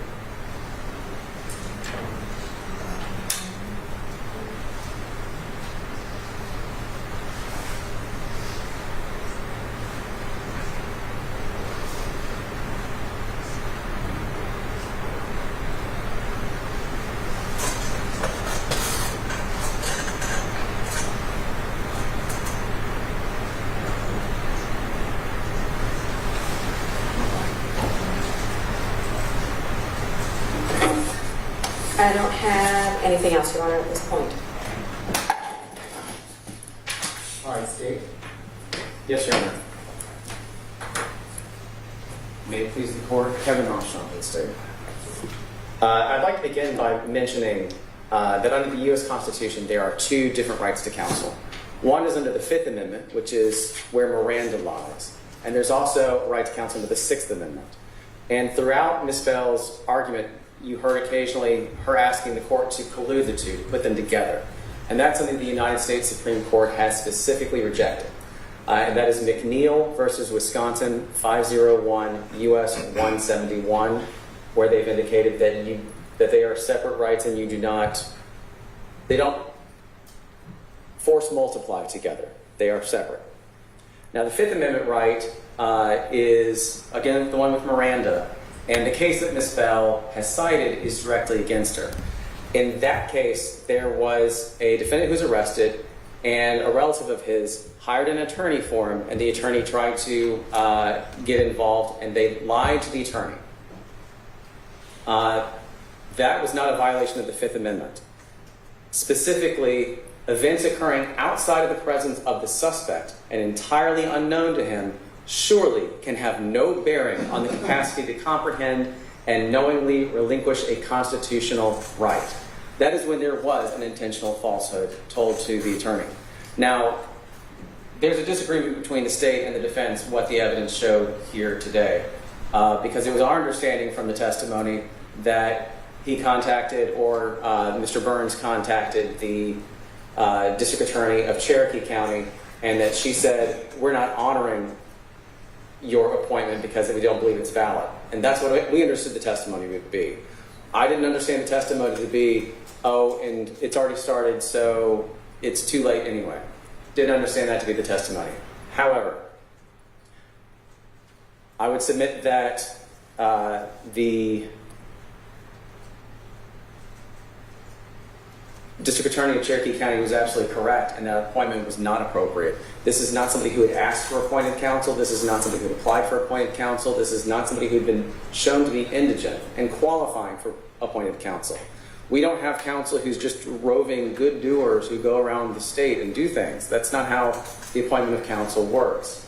And beyond that,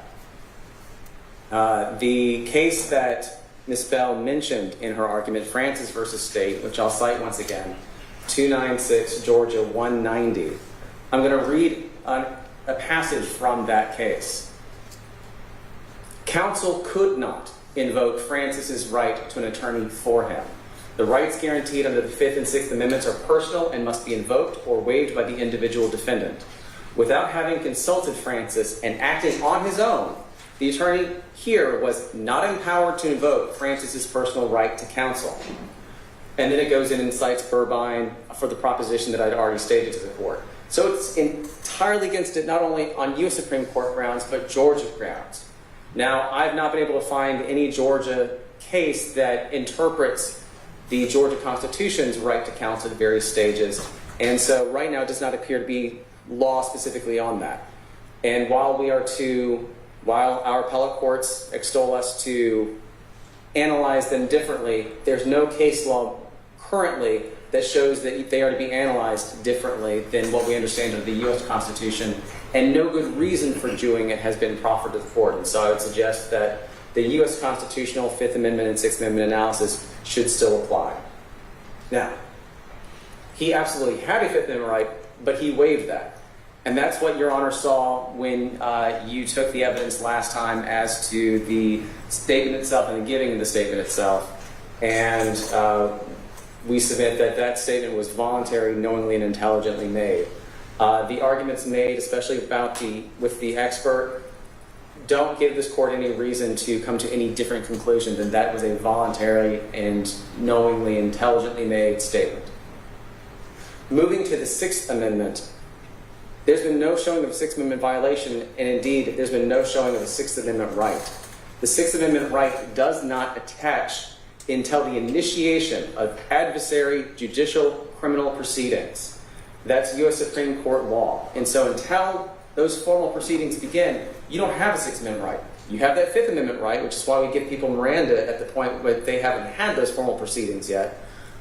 The Sixth Amendment right doesn't begin until something else happens. You go before a judge for certain types of hearings, you have an indictment, you have an accusation, you have formal charges. That's not something that we've heard any evidence to indicate here, and something that I believe did not happen here. In Moore versus Illinois, 434 U.S. 220, it wasn't the arrest that marked the initiation of adversary judicial criminal proceedings against the defendant. It was a post-arrest preliminary hearing at which a victim identified the victim. That was the situation there. Specifically, as our Supreme Court has recognized in Outlaw versus State, which is 311 Georgia 396, The U.S. Supreme Court has acknowledged in Texas versus Cobb, 532 U.S. 162. They've explained that the Sixth Amendment right to counsel is not only is it offense specific, but it does not attach until a prosecution is commenced. That is at or after the initiation of adversary judicial criminal proceedings. Now, I did mention that offense specific part because we have testimony from that attorney that he only represented the man for Cherokee County crimes. This man was also, as an additional reason to deny their motion, this man was also questioned by Atlanta Police Department officers for Fulton County. Had nothing to do with that man's charges. That even if you were to assume what the defense was saying was correct, the man would represent Mr. Long for. And so, to give you an example, this is when I was sitting here today, I found McFarland versus Lumpkin. It's a Fifth Circuit decision from 2022. It talks about how attachment, how we define formal charges is defined by state law. In our Sixth Amendment jurisprudence for speedy trial, it's not arrest because it's arrest or formal charges in Georgia. But in that case, the Fifth Circuit said a defendant does not have a right to counsel under the Sixth Amendment when he is arrested on a warrant, taken before a magistrate judge, and is in jail at the time of a lineup before formal charges have been filed. So that's a much further along process than what we have here. So what you have is direct case law showing that this defendant's Fifth Amendment rights were not violated and that his Sixth Amendment rights had not commenced yet at the point in time that he made his statements to law enforcement in which there were no threats made to him, no hope of benefit, no threat of injury, and in which the person made a knowing and intelligent waiver of his rights and decided to speak with officers and admit to his heinous crimes. And so with that, the state would submit that the statements that Mr. Long has made are admissible against him at trial and that the defense's motion to suppress should be denied.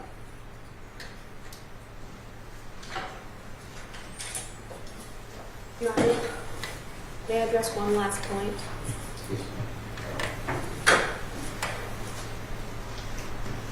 And I meant to address this when I was talking because I had previously raised this issue to the court, that the reason why we put Detective Meester back on the stand is because a part of this court's analysis is whether or not this flows into the interrogation by the Fulton County detectives that were there. And it does for the purposes of the fact that under the collective knowledge doctrine, that information that was provided to the police and provided to, in this case, also the district attorney, that there was only one district attorney involved in this case, and then that is District Attorney Wallace. That was in Cherokee County. Yeah, That's sure. Yes, and so in this court's analysis as to whether or not this error flows through to the Fulton County detectives, it does because of the fact that they were working together on this case. From the testimony that you heard from Detective Demeester the last time, and then where we picked up today, he was working with them, he was sharing information with them. He was talking to the lead detective for Cherokee County, or the lead sergeant for Cherokee County. He talked to them before Mr. Long was arrested. He met with them when he got to Crisp County, and so there is no way to say that they were separate from, as Mr. Armstrong said, that they were separate from Cherokee. This was all one sort of group of people that were doing this investigation. As Detective Demeester even testified that in his own report, he said it was this coordinated effort for that. And I would just briefly like to address the Sixth Amendment right issue, is that for all of what Mr. Armstrong said, that if the courts were supposed to ignore lawyers that showed up on behalf of someone prior to there being charges, then that is exactly what the case law would say. And that is not what the case law says. They analyze it based upon what happens once the lawyer shows up. Certainly in regards to whether or not every single person gets a lawyer appointed to them the minute handcuffs are put on them, that does not, when their Sixth Amendment right triggers. But this and the courts have respected the fact that when a counselor shows up on a case, that is an attorney there, and that is the analysis, is what happens once they show up. Thank you. Thank you for the Hang on. Okay. I'm going to take a recess for just a minute. I'll come back out and let you know my thoughts, okay? We'll be in recess.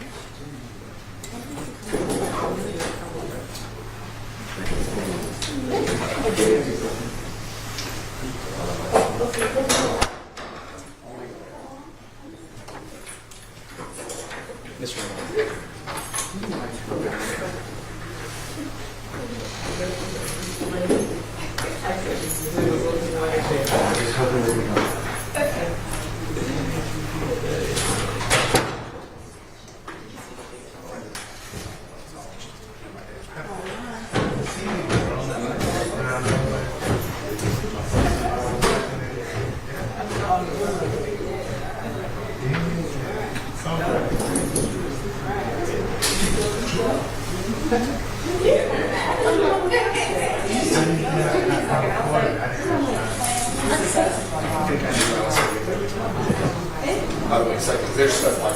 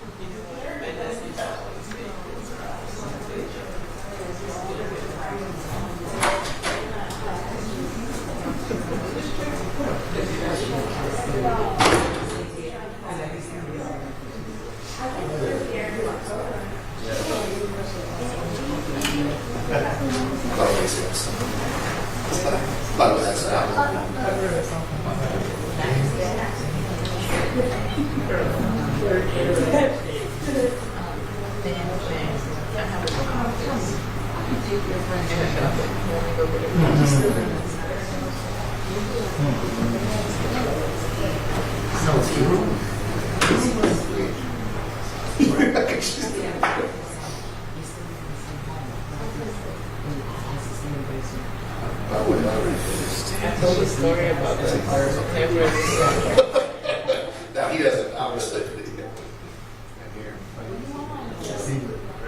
I called his dad. He did ask. And then he told me to call the party, the date of the party. I called when I got him. He never answered the phone.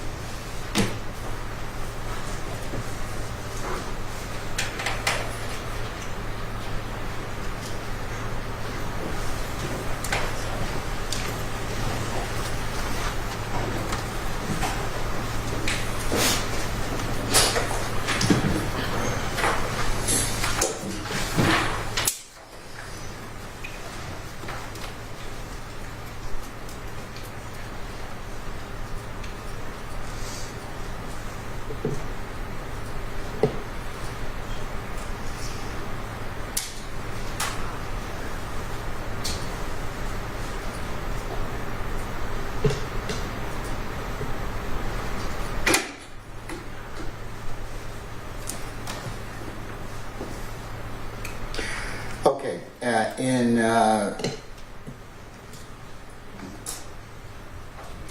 determining the motions which were on the court's docket for today, both from the defense and from the state, I've had an opportunity to take a look at the pleadings from the motions that you filed. I've also taken into account the testimony of Mr. Burns, Mr. Love, Dr. Cox, Detective Deemer, both on the earlier session of court, I want to say on the 20th of August, it was, as well as from today. I've also had a chance to take a look at states 4, 5, 6, 7, and 8 when they were presented here in court for the court's consideration. The relevant pages of states 5 involving the plea colloquy from Mr. Long when he took his plea in Cherokee County.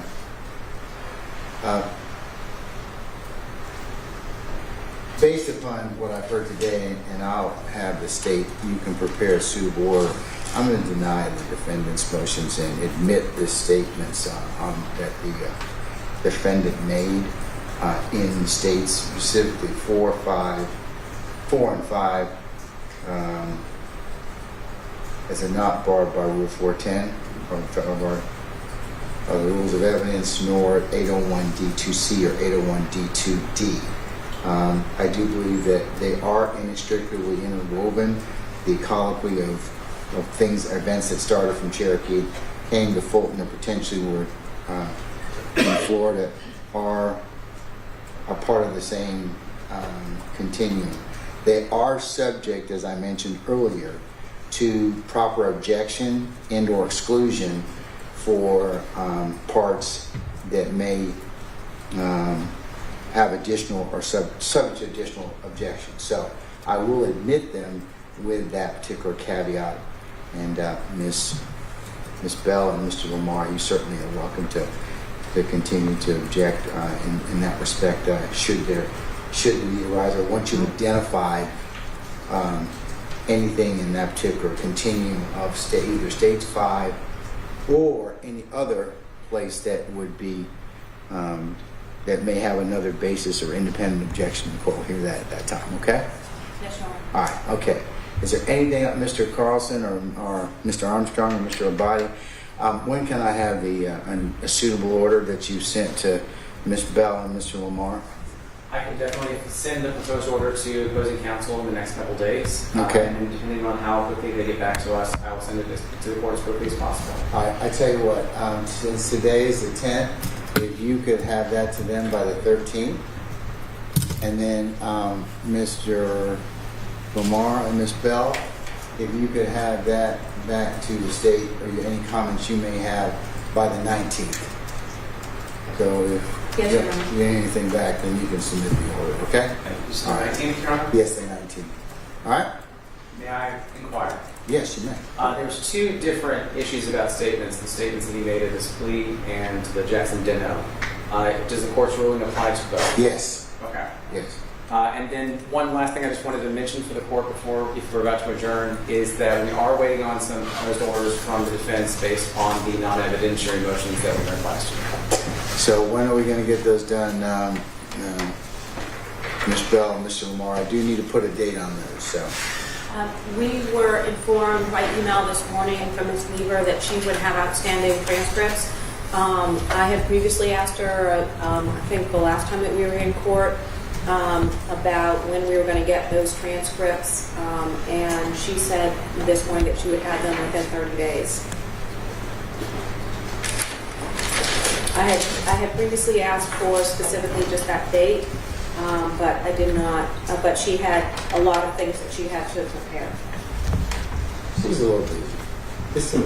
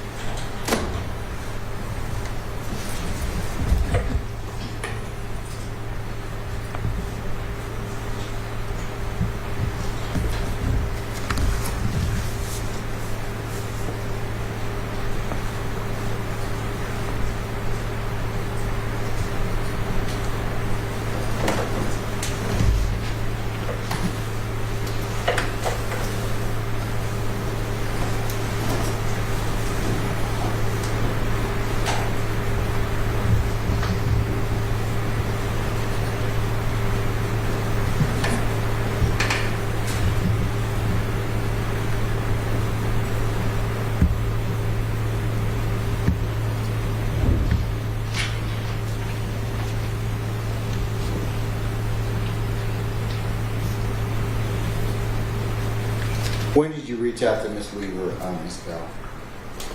This morning? Oh no, she reached out to us this morning or yesterday. Well, yeah, it's this morning she sent something to all of us about, 30. Yeah. Oh, it's have that completed within 30 days. Okay.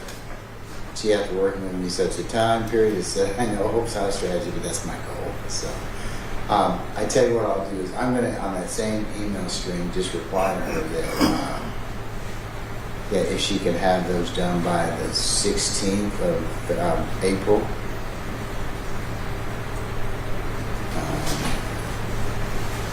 And I'll ask Ms. Parker to print this email and make it the next court's exhibit in order once I write this email, okay? So, and all of them are on it at this point, so.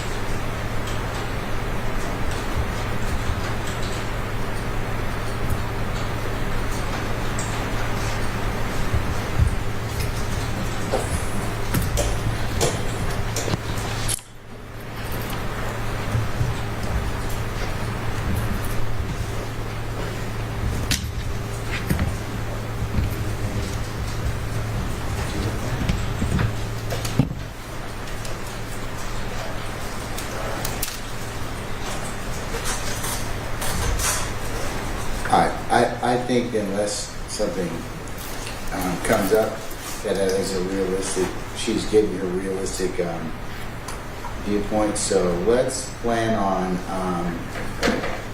assuming receipt on or before the 16th. Ms. Bell, when do you think you'll have those orders done? By April 25th.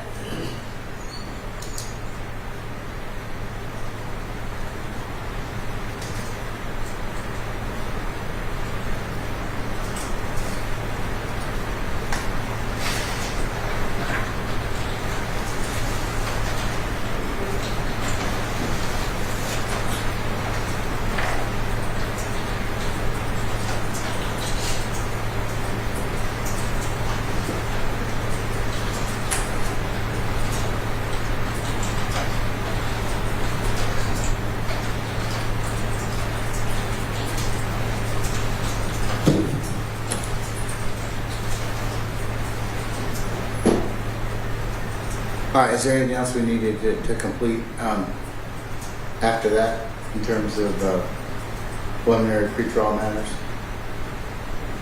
Nothing to say, Your Honor. We substantively, Your Honor, I think that we have one evidence. Just 1 second. I'm trying to see whether or not we have everything bundled up so that I can, pursuant to the unified appeal procedure, send it, or at least start to prep everything so that it's in a position for it to be launched. Yes, and that the one issue it surrounds the bias crime. The one issue surrounds the bias crime charge on this indictment, and so I believe that that's the last evidentiary thing that we need to take up with the court at this time.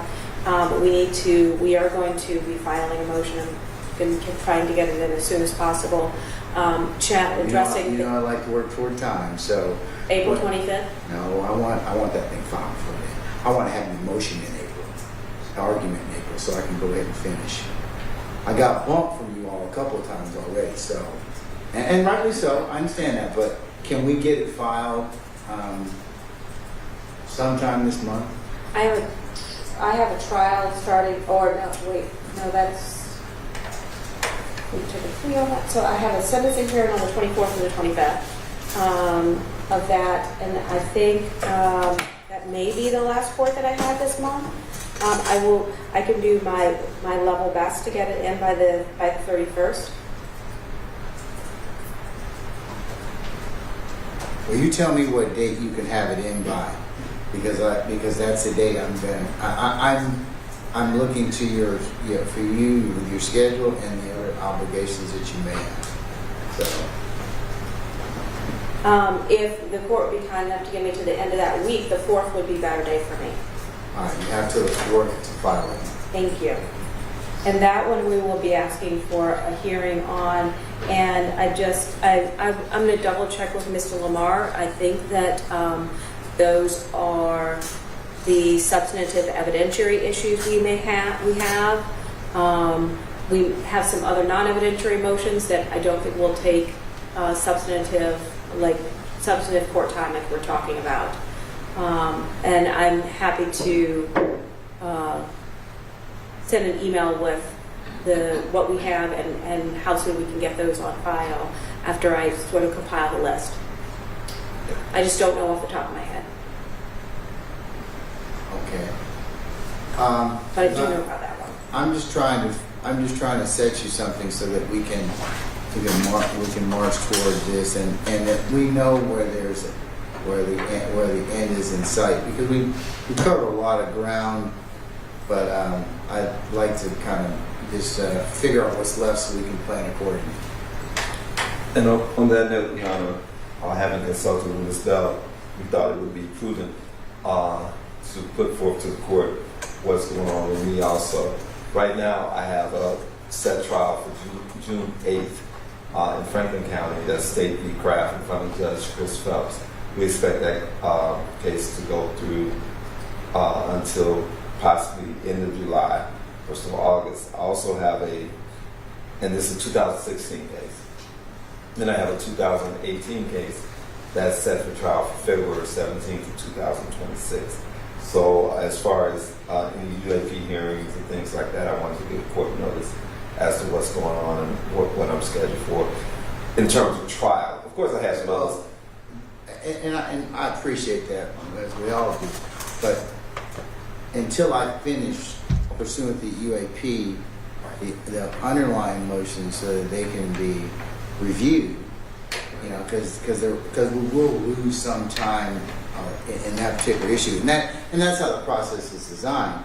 But I would at least like us to kind of move toward that particular deadline, because we don't know how long our appellate court will.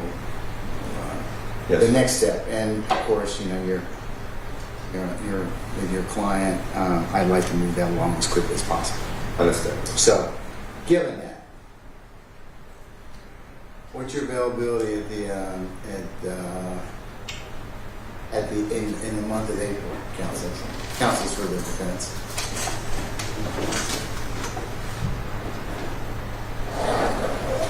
April, May, you tell me when you're available, so I can schedule your bias motion. I think, Ms. Bell, you said you're going to have a file by the 4th of April, so Yes, sir. after that.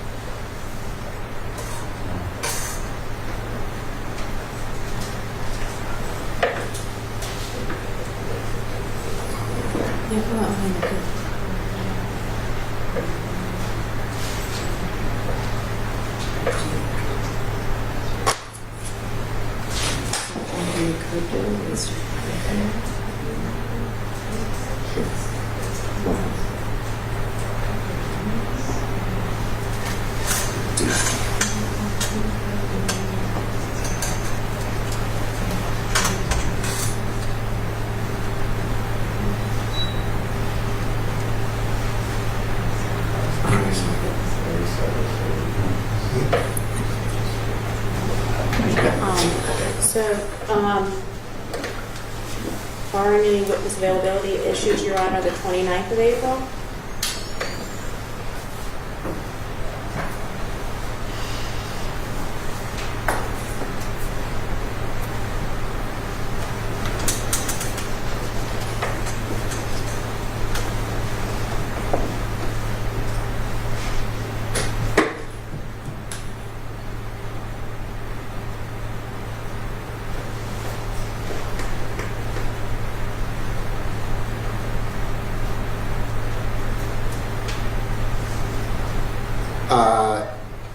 Can you do?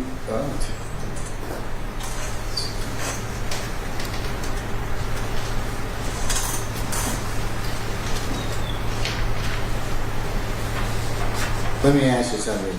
Can I hear your non-evidentiary motions on the afternoon of the 29th and your evidentiary motion on the 30th?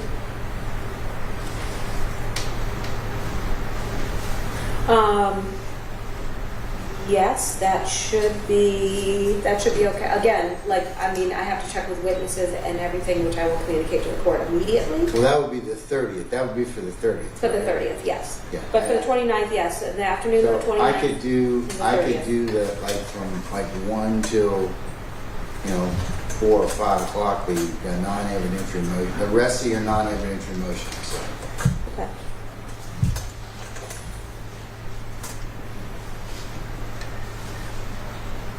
And come back the next day on the 30th in the morning or the afternoon? Yes, the morning. Yeah, I'll be able to do that. I'll give you time in just a second. So.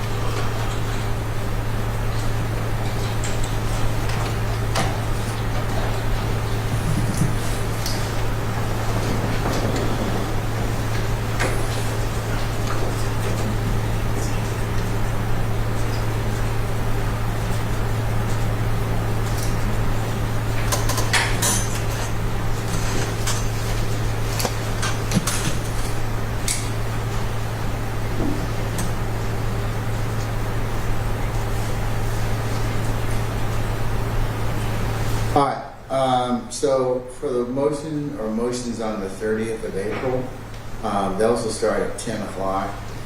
and we'll go to the till that afternoon.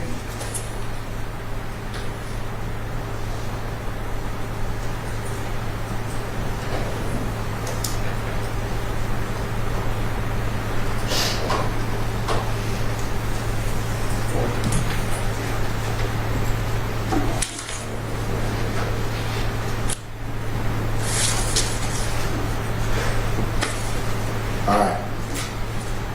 Any further inquiry of me or any other things we need to discuss for purpose of record? Not for this day, Your Honor. Anything else, Mr. Lamar or Ms. Bell?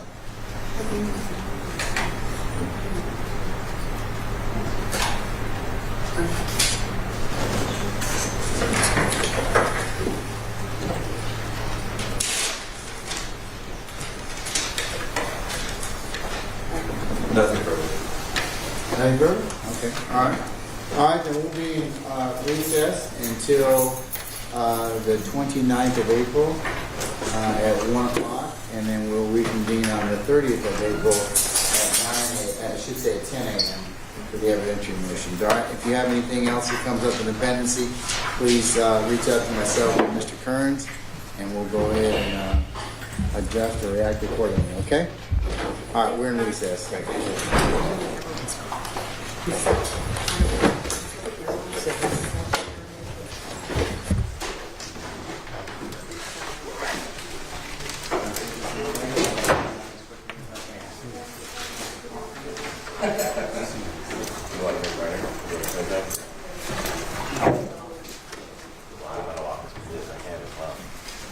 Oh, that's what you meant. You got something in there?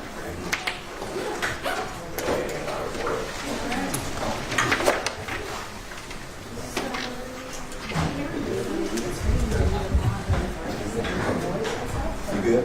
Yes.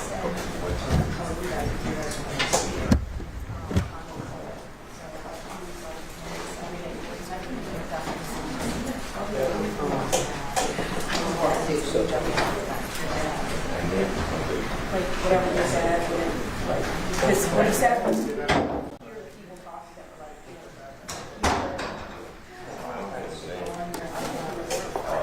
I'm leaving it, but if you are next time, I'm not ready to next time, I'm going to ask if I can off. Yeah, that'll, because you've got such a client too. You step out.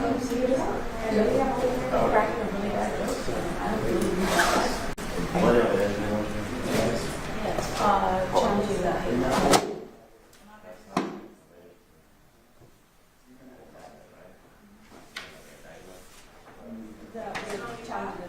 The charge itself, just the charge, not anything else.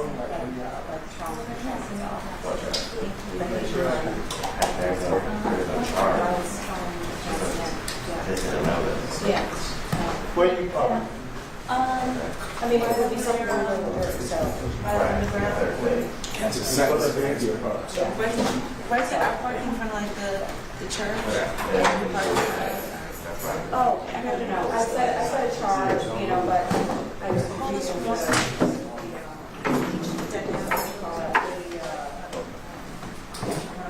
So, no, I would use this.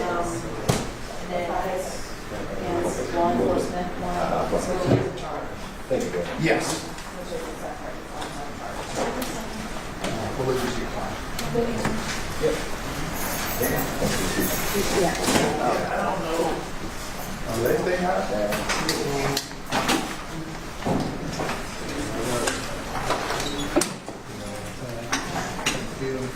So that stool. Gotta have. That's the most important thing. That ages you so. I wish you could see what it looks like. It ages you so. I was like, well, I didn't use it like this. All the stuff I see is on great life. Especially when you know it. I do. Yes, you do. And they don't need it. I was like, most of these come in dirty, so. I mean, I didn't hear anything. I said, You need to go loud. You need to go live. I don't know. They could hear people talk. Just pick and choose stuff. Just quick bites. I gotta go. I gotta eat my lunch. Are you gonna go to American Deli? No, I brought my lunch. Oh, yeah. I gotta go. You want any of them fries? Sure, sure. You want any of them cards? Oh, okay, sure. You want to get the mic?